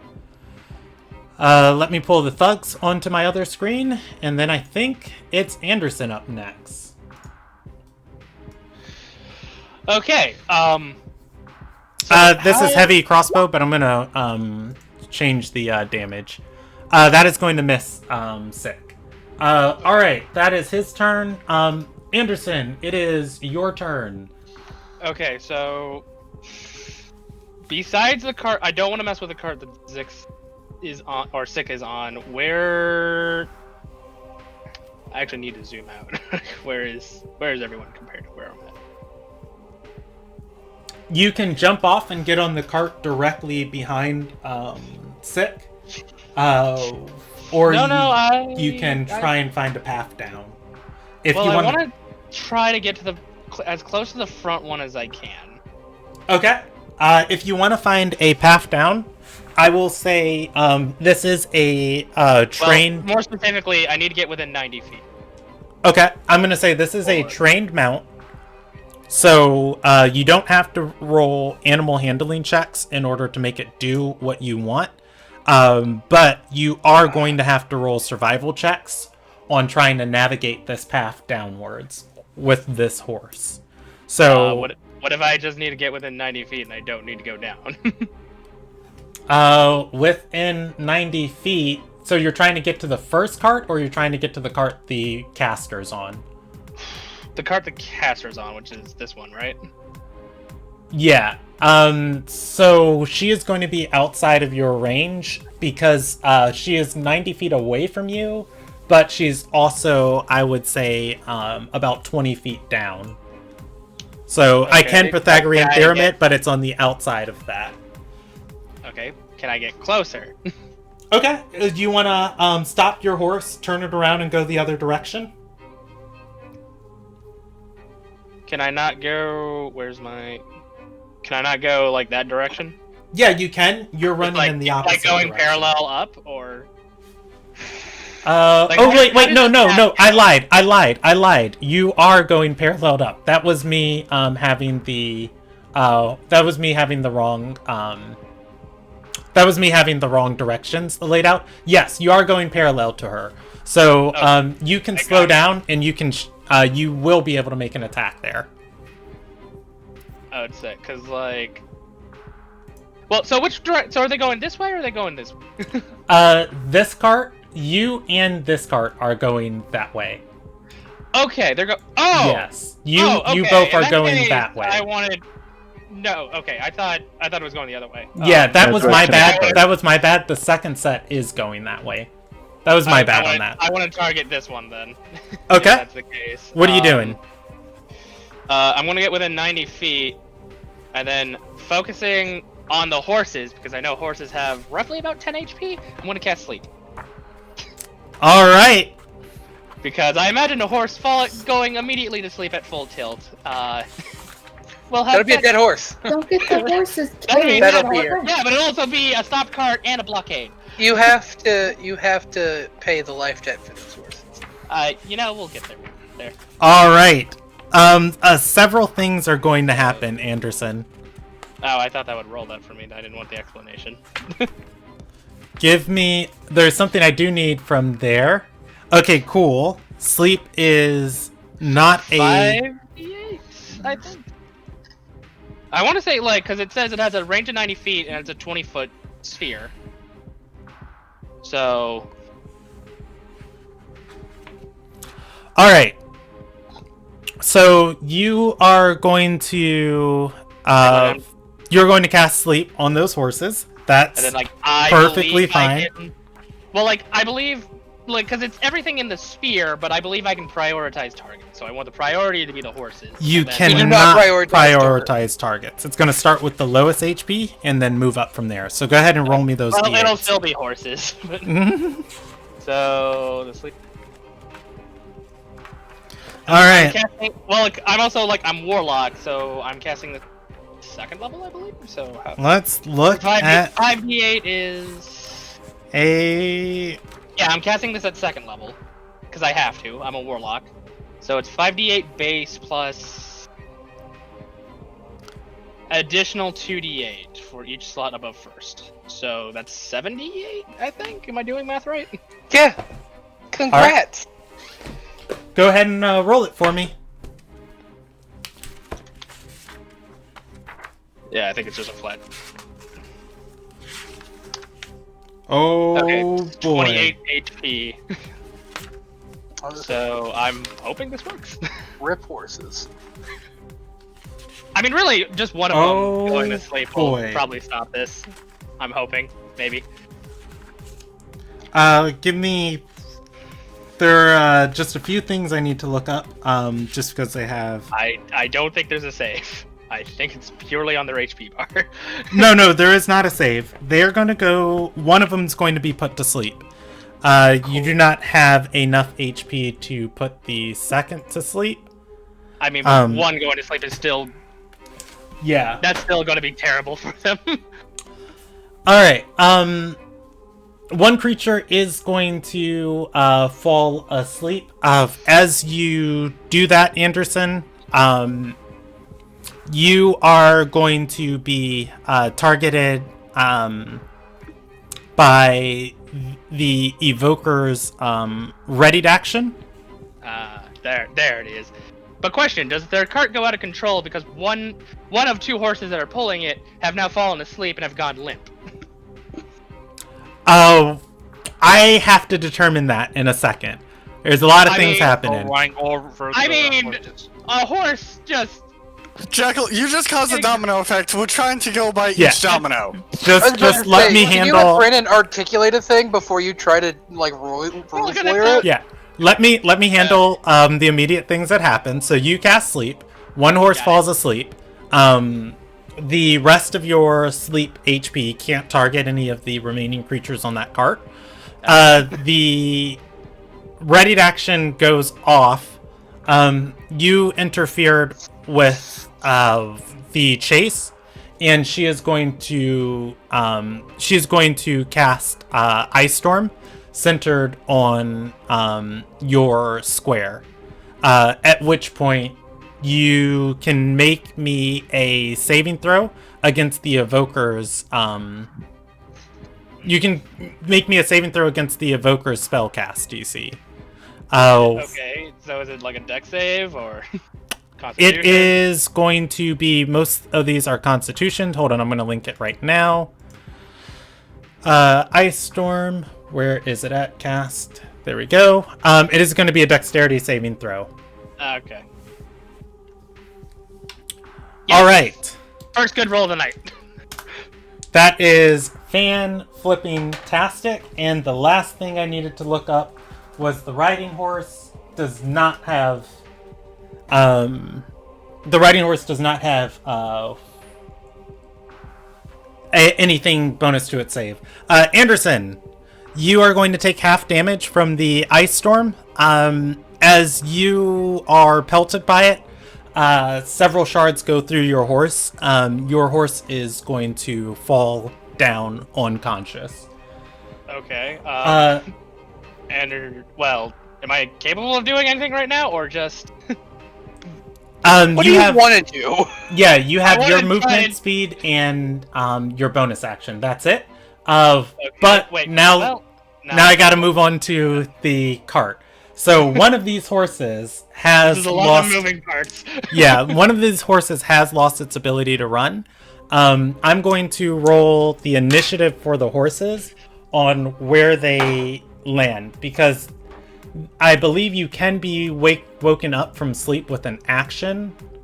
Well, just taking any amount of damage will wake them up. But, yeah, so there is somebody limp at full sprint, I imagine, and probably going to get hit by its own cart pulling. So Yeah, that would cause so the damage. horse, I am rolling the horse's initiative. The horse, depending on where the horse is at in initiative, is going to determine if the horse would have to take its movement before or after the rider notices it. Because as the horse starts going to sleep, if the rider's initiative comes up before the horse needs to move, then it can whip the horse awake. That said, the horse's initiative are moving at the end of the round, so it is going to slow down, and this cart is going to start to drag as one of the horses in its harnesses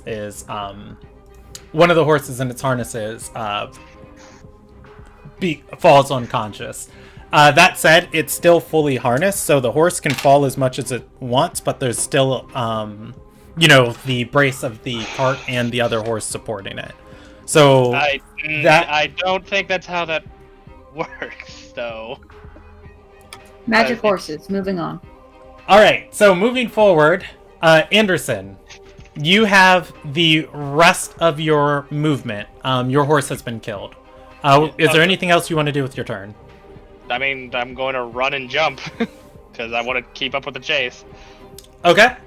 You can jump down straight on to this one, this cart, and your movement speed and their speed, or rather, I guess if you jump forward, they'll collide into you at the end of the round. I guess to reduce any falling damage, I'm going to rage while jumping. Okay, you can use your bonus action to do so. Alright, I'll roll you a percentage die. I don't think I'm going to make you roll a dexterity check. You're good. How much damage did I take initially? So that was... You take 8. You take 8, halved is 4, and then half... Well, you weren't raging then, so you take 4 from the bludgeoning. Well, yeah, but I did do that. Yeah, no. Like, it's just the normal half. Yeah, you take 4 from the bludgeoning, and then from the cold, you take half of 17, which is 8. So you take a total of 12 points of damage. All right. Okay, at the next part of the round, Vake is going to come dashing in. He is going to make a crossbow shot with disadvantage at the driver on your... at the top of the round, he's going to come dashing in. This is the next initiative order. Alright, at the top of the round, the thief is going to see you have joined this cart, and he is now outnumbered.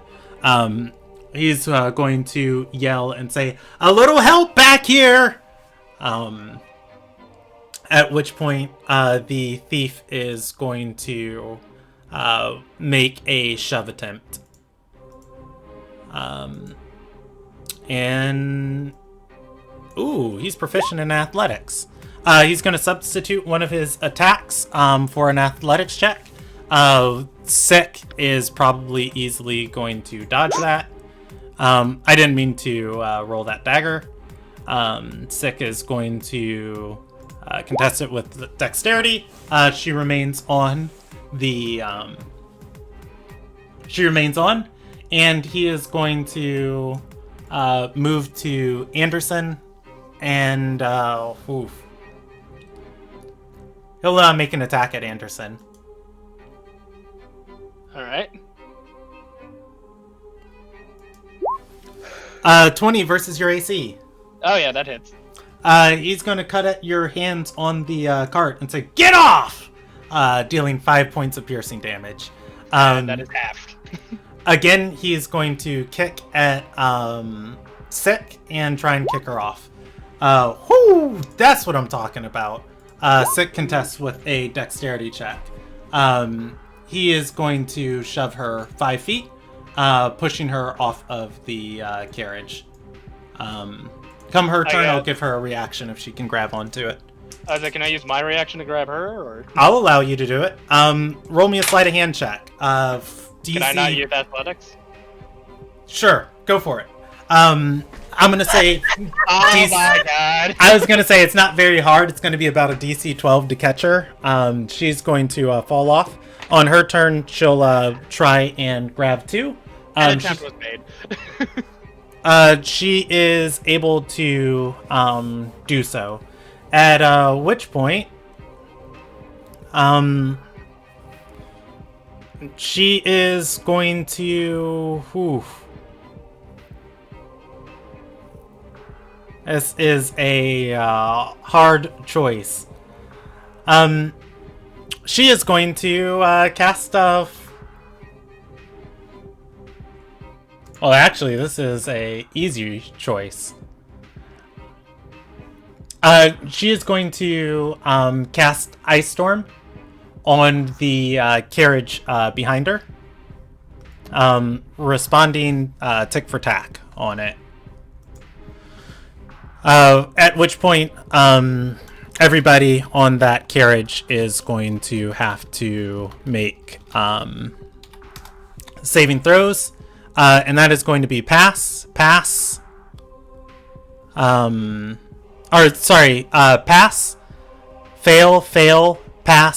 pass, and the total of this damage is going to be, what I really need to know is if it kills the horses. So half of 9 is 4, half of 16 is 8, 12, the draft horses are still alive. That said, everybody on that cart is going to take some serious damage. I'll calculate it later. That is her turn. Anderson, it is, oh no, it's the thug's turn. The thug who should be on the other side of the carriage, because that's my bad. Anyways, though, he's going to, well, just say he's kind of clinging to the back of it. He'll kind of get out, post up with his crossbow again. Or no, he's got to lean over to the side. I'm going to say 6 still has partial cover from him. Not only is the wagon side kind of protecting her, but also Anderson. He's going to make a, God, Anderson body blocking. He's going to make a shot at Anderson. And then we will move forward. That's going to miss. Yep. Say that again? Did you skip sick? No, she summoned an ice storm on the other carriage. Oh, okay. Oh, I skipped the evoker. Thank you. Oh, well. That's That's why I thought through the ice storm. That's why I was confused. No, Sick did the ice storm. The evoker is going to shoot a lightning bolt at Anderson and it's going to shoot a lightning bolt at Anderson and Sick. You can roll me a dexterity saving throw, and Sick will roll the same thing. She fails, taking 19 points of lightning. So does Anderson. Anderson, you take half it yourself. I think it's actually just 9 points, so you're good. All right, that is the... Oh, wait, Vake. Vake made a shot with disadvantage, and he missed. I rolled that at the top of the round. He's going to yell down on horseback and say, "Hold on!" And yeah, we're going to jump over to the rest of the party. Rest of the party, you guys are dashing through these cliff sides. Fortunately, it was not raining or the paths aren't horribly treacherous. Again, you guys, by the time you get to these southern roads, you can see the carnage left behind from the dueling mages, pushing you guys onto paths where you can't directly follow them, and having to weave the hills yourself. In the distance, you see Anderson and Sick clinging to a carriage side as these carriages are rolling. It does not seem like things are going the greatest for them. You see a spellcaster on the front of the carriage, and in the distance you can see more carriages kicking up dirt. As you guys get into range, you can see Vake is riding horseback alone. There is a dead horse on the side of the road. Vake is reloading a crossbow, although clumsily, and the path heading forward does not seem to converge with the turning path of these carts. You guys will be joining initiative, but I'll give you a few moments of horseback time to roleplay before I inform you guys how this is going to work. Aussie, I'm gonna ask you to do something really stupid for me. She seems focused, by the way. I need you to haste this horse. All right. Asuandria, who is This will be interesting. guiding the reins of this. She has haste prepared, She's gonna say, you want me to... What? I'm barely keeping it from going off the cliffside. Takes the reins. Alright. Osmandria will roll initiative. She has. Yeah. Oh wait, she does. I'm gonna do this on the previous round because that's where this roleplay is happening. At which point she is going to put nitrogen inside your horse. What? Hit the nos, baby. The horse Tokyo feels... Rob, you shifted into turbo. I did. Alright, Shifted this baby right into Well, this is going on. Paul's going to look at Lumilia and say, do you think he can hit a spell on horseback? You just gotta watch out, Andrea. If this horse hits 88 miles per hour. Alright. I'm actually going to say, Stradora, with a hasted horse, you're gonna arrive the same round as Vake. This is a point for Stradora, Vake. This is a point for Stradora. I will say, let's see, Osmandria moves. I will say Stradora does get her action at the end of this turn, if you want it. You see everything. Where would I be positioned? Like right? You have a go You fast moved horse. the wrong token. Wait, who'd I move? Oh, okay. Yeah, essentially, yeah, you have a go fast horse. I mean, you could get pretty much anywhere within 30 feet of where you are. Curious. Wait, can I move the? Wait. So how does that work? Can I also move the like? The horse doesn't get multiple movements, does it? That's not how that works. No, it does not. I'm saying I put you on the map for the theater of mind purposes.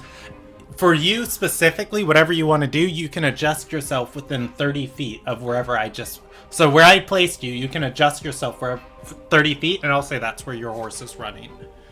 So from here? Yeah, gravity works like normal, but, you know, you can't move down. You can jump down, but you can't move down. So I Does that can't make move sense? down, but I can move horizontally. You can't... Yeah, you can't move So, your... just question again, what is the gray blocks? The gray blocks are the cliffside. Okay, so like we're up a level, so I'd have to. Yes. You see the scene I described below. Anderson clinging to carriage side, Sick clinging to carriage side, a thief, or rather a man with the sword slashing at both of them, a spellcaster lobbing spells at them. Okay. So I'm gonna move. I'm gonna say that we're a little. Is this guy obviously a spellcaster? The person clinging to the this carriage? Yes, Yeah. it is. She's wearing robes and she is shooting spells. Okay. So I would say that we'd move if we can move a little closer to be more parallel with that. Okay. Other than that, I don't have range. All right. So if anything, I would just like to use any vocalizations to not shout, because I don't want people to know what crazy that I've gone bonkers on this board. Basically, I'm gonna get my hands in position, and I'm gonna just be like, okay, hun, I'm gonna need you to lightning bolt that wagon. What? All right. Aim for particular. It's like get the horses if you can, but it definitely and if you can't, the wizard. The wagon definitely looks like it's taken some damage, as back along the path you can see the remnants of an ice storm. Okay, she doesn't get her action this turn. You guys got here, near the end of the round. If she was before me, that's why I wanted to stress those words. Yeah, At that, is everybody comfortable moving in initiative order? Claude's going to say, I'll try to keep it stable as I can. Lumilia, try to help slow these carriages down. Alright, so I will let everybody know you have 2 rounds of which you can stay in range of these carriages before they take a winding path and everything shifts down one. The path at the top is not going to connect. At which point, when you get to the path at the end of these 2 rounds, you have to navigate your horse down a pathway. So, with that, we're going to be moving in initiative order. At the top of the round, the Master Thief is going to...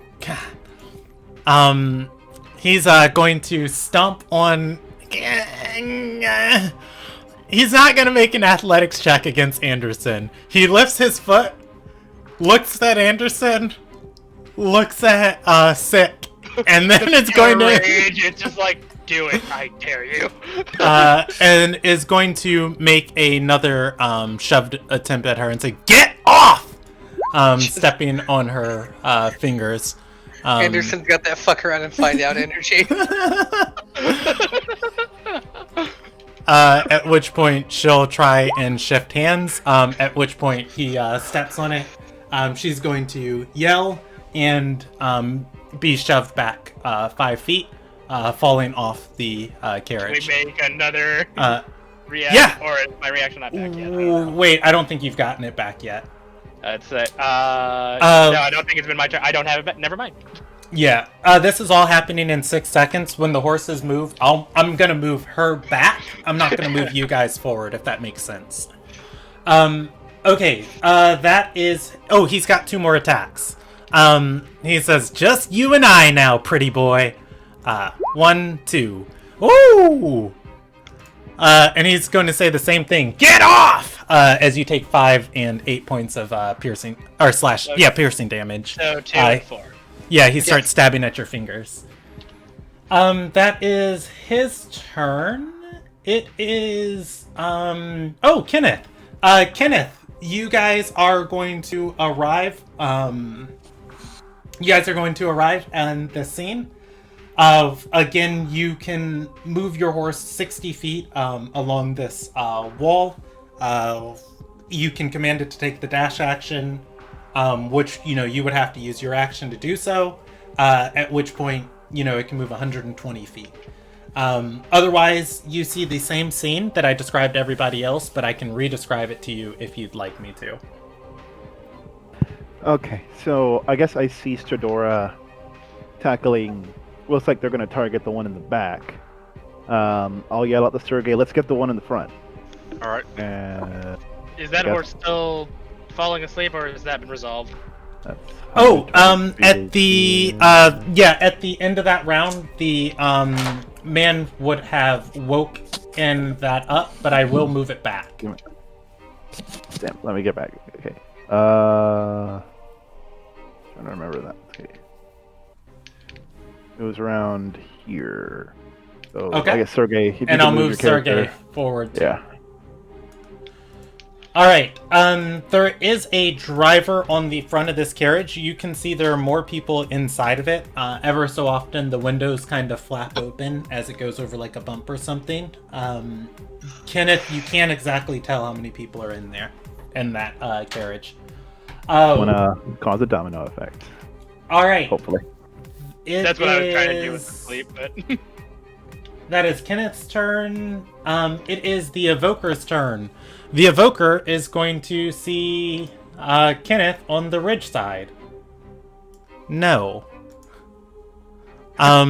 She's going to see you up there, and gosh, what's the range on this spell? Not good. Because that is not within range of you. Oh, what's the range on this spell? That's what I'm talking about. Oh no! God damn it! I don't like that. He's too excited. You can blame me for this one, probably. I don't know if this is the thing that Brandon had me choose or not. You know what? No, she's just gonna go with she's just gonna go with tried and true. If only she could make... You are just out of range of these spells. See, you are 100 feet away. Oh, wait, you're 100 feet away. I don't even have to Pythagorean theorem that, because you're only 20 feet up. The range on these spells are 150 feet. Alright. Gosh, now it's just Christmas. Before it was sadness, but... See, they think they should target me Oh, Sandria's right up there. Yeah. Also, the Look range at of those a two longbow- imposing gentlemen. Meanwhile, the princess brigade on their haste horse. Well, no, wait but until I the problem is that I Haste show Horse up. will get tired and Also- can't move. Kenneth, You have what? Light crossbow?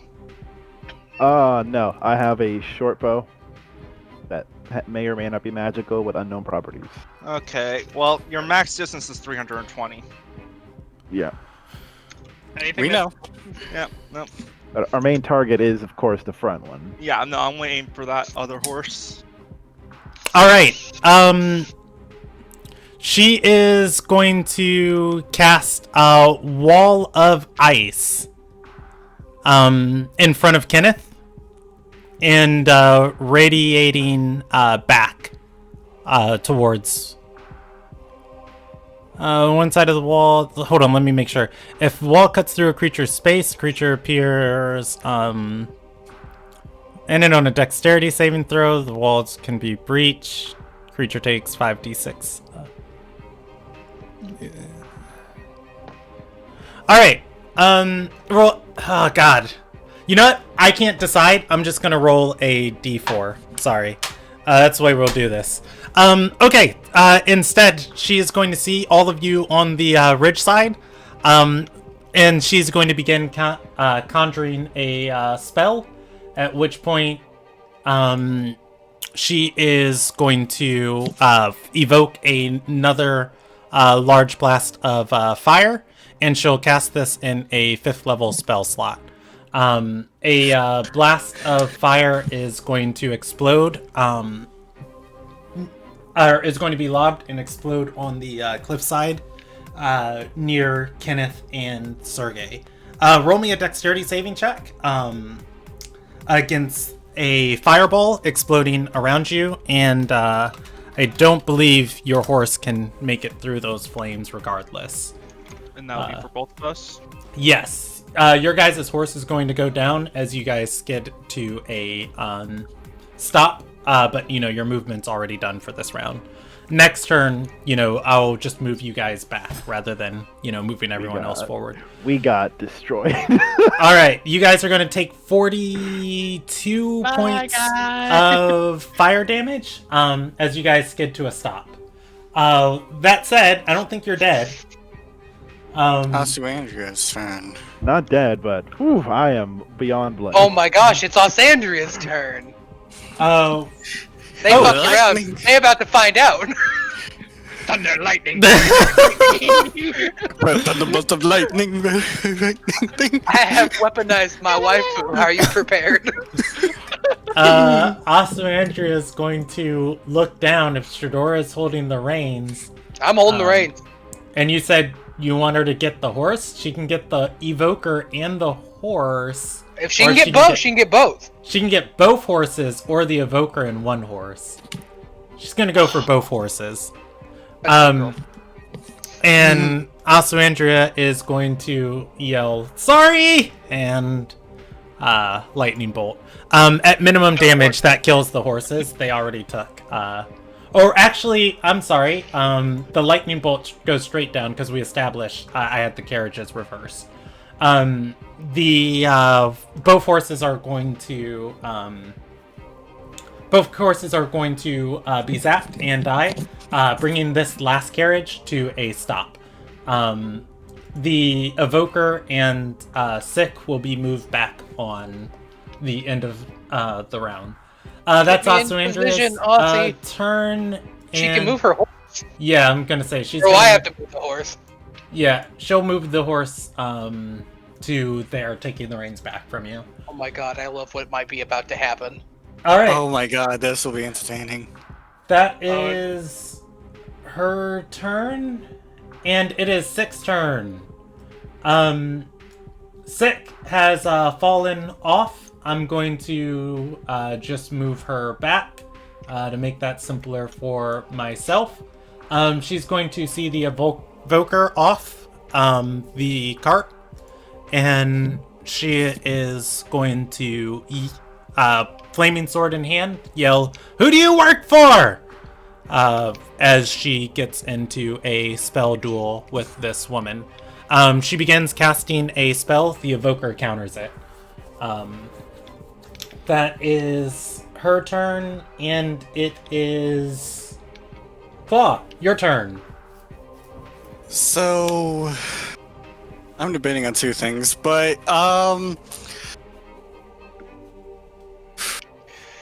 what is it to try and run my horse down this cliff? And how fast is this horse? So if you leap the horse straight off the cliff, it is taking 2d6 bludgeoning damage, bare minimum. I meant it like trying to traverse down the cliff, not jumping. That's gonna be hard. What kind of a check is it? I'm gonna say it's gonna be DC 30.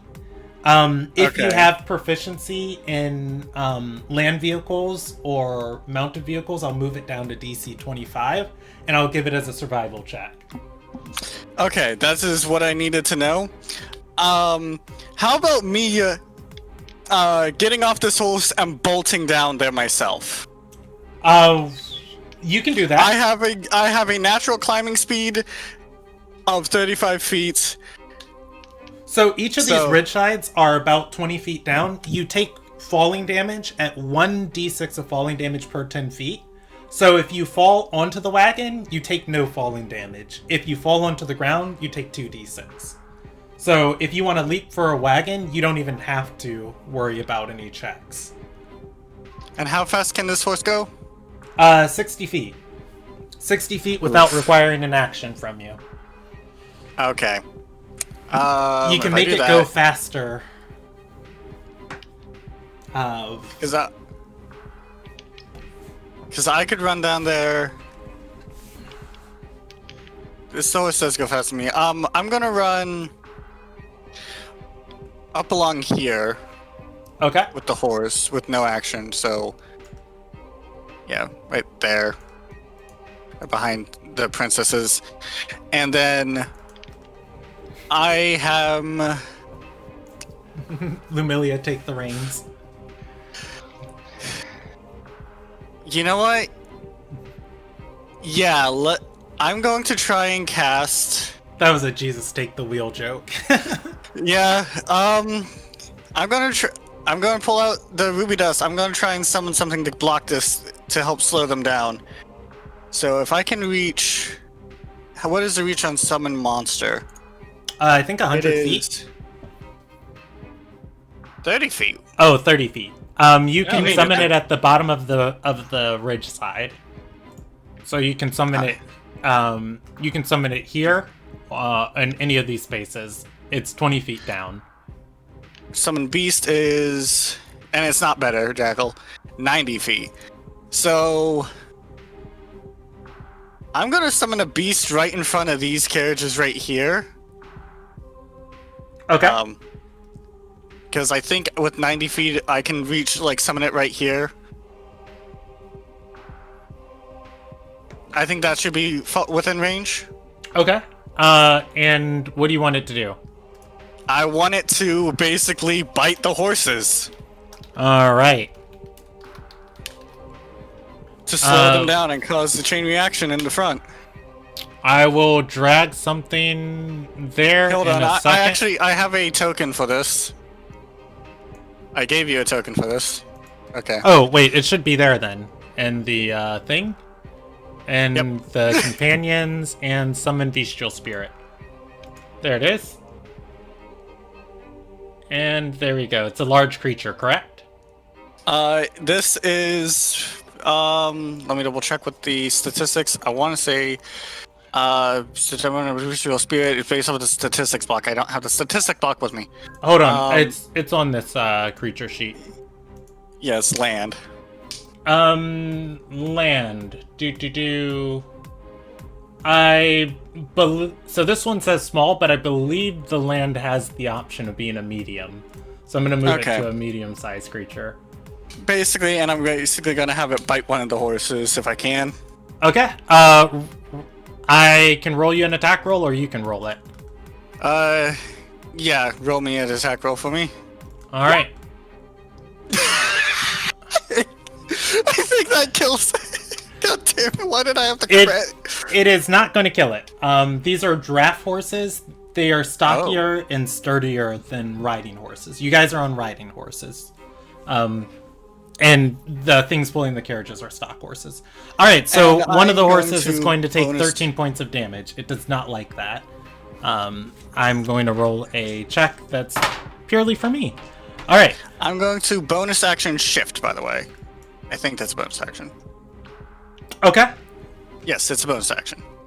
That is your turn. It is the thug's turn. The thug on the back of the carriage.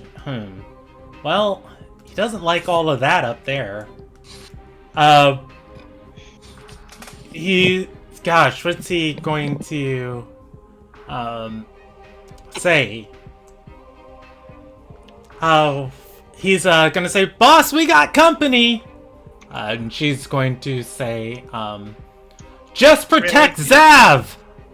At which point he's gonna say, "Okay." He's going to climb atop the carriage, and Anderson is still clinging. Did I skip Anderson's turn? No, I have not. Anderson's turn is coming up. He's gonna say, "We gotta protect Zav, and we gotta get this guy off." And he's going to, oh God, get off. Try it, motherfucker. Look around and find out. I was like, yeah, it's like I grab him and I throw him off. He's going to make an attack. He's gonna make an attack with advantage, at you, and he's gonna like pull out a mace and like, and he's gonna start batting at your hands and say, "Get off!" Does the 16 hit? Oh, 16? Yeah. Well, didn't you already roll with advantage? Because that's the 2 right there. Yeah, he has multi-attack. Oh, okay. Yeah, 16 does hit. All right. You take 4 points of bludgeoning damage. I take 2 points of bludgeoning damage. All right. At which point, I am finally bloody. All right. These guys are After doing some all work. of those attacks. Anderson, the horses are moving after Vake, so you are still good. You are clinging to the side of this carriage. It's still moving forward. There are 2 guys above you. You have your full movement speed.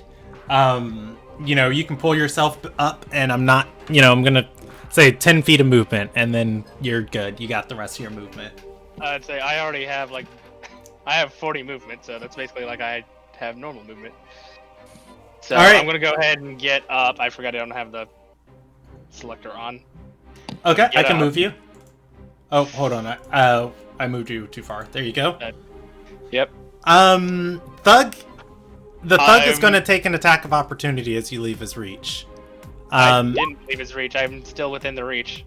No, the thug is this one back there. Oh, that thug. Yeah. Okay. He is going to hit again and say, "Stop, please, please!"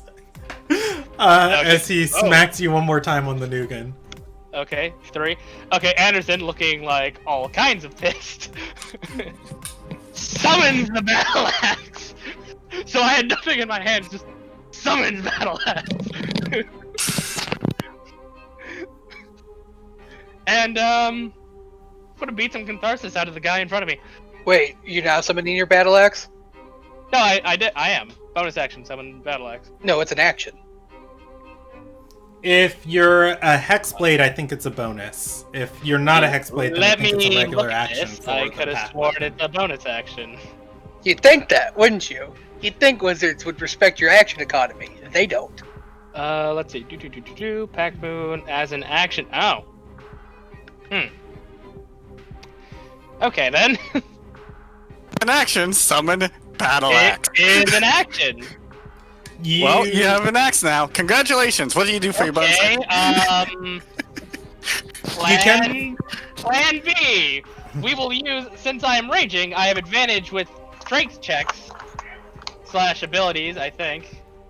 All right, are you gonna try and throw these guys off? I'm going to attempt to throw him off. All right, give me 2 strength checks. The guy does not have advantage on the one I rolled. Okay, one of those is really good. You have advantage on those, so give me 2 more for each of them. That was I'm 2. I'm assuming you're making one attempt to throw off each of these guys, right? Oh. I can take those first 2 for the first one. So Yeah, hold no. on.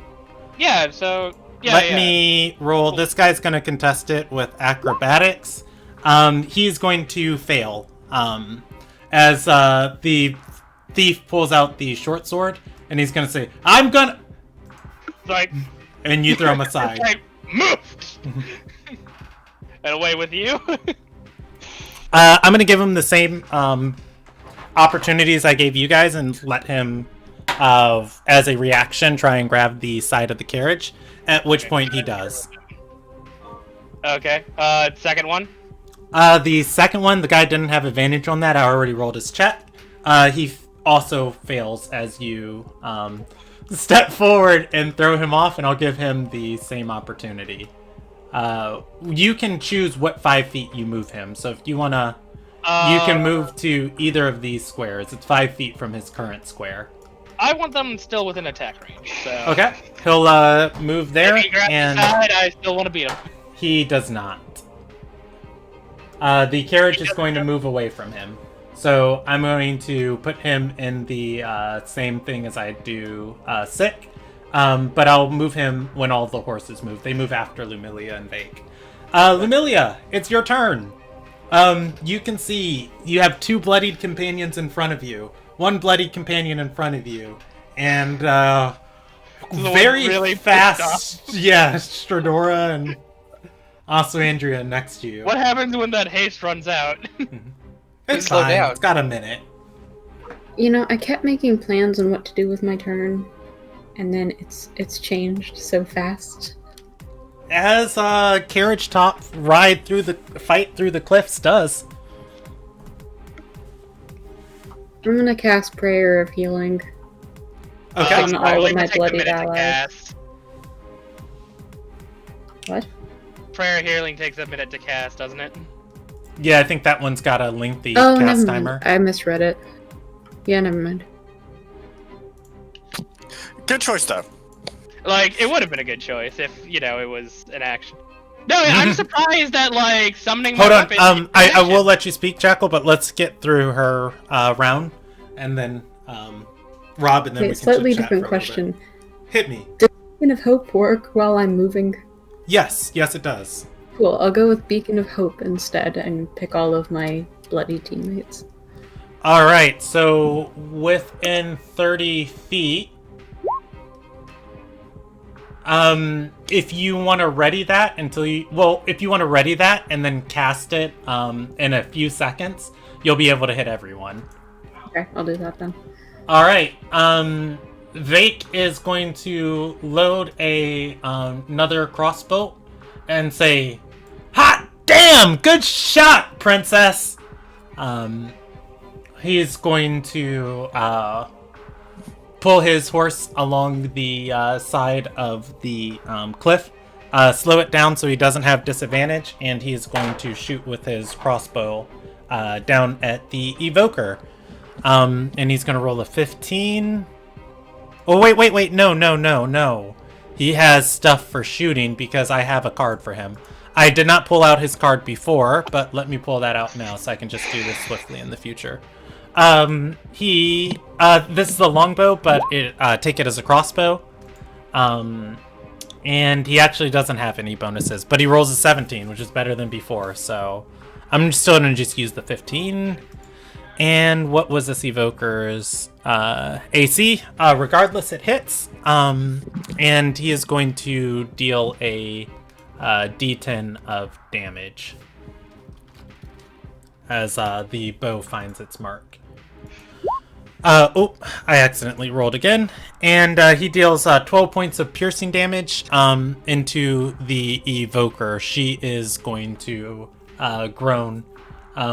He gets off his horse and he is going to hop down the cliffside. And he takes 4 points of falling damage. He begins loading another crossbow, and he's gonna say, "You kids get that other carriage. We've got her." That is his turn. Alright, so Vake moves back. Sick is going to move back. And Sergey and Kenneth are going to move back. And this guy is going to move back. And this is going to move back as everybody continues tromping forward. The horses are going to trample the summoned bestial spirit. Roll me a dexterity saving throw for it as they continue to go past it. It is ethereal, so I believe it can... Well, no, I think it's tangible while it's here. It is tangible while it's here. It is a physical entity while it exists. Dexterity saving throw? Yes. Oh, wait, that wasn't a saving throw. That was... it's the same thing, apparently. Well, it fails. Alright. You are... Or it's going to take 2d8 plus... Let's see... 4? It's going to take 2d8 plus 4 as the horses trample over it. And it's still alive. Yeah. It's bloodied, but it's still alive. It looks ugly.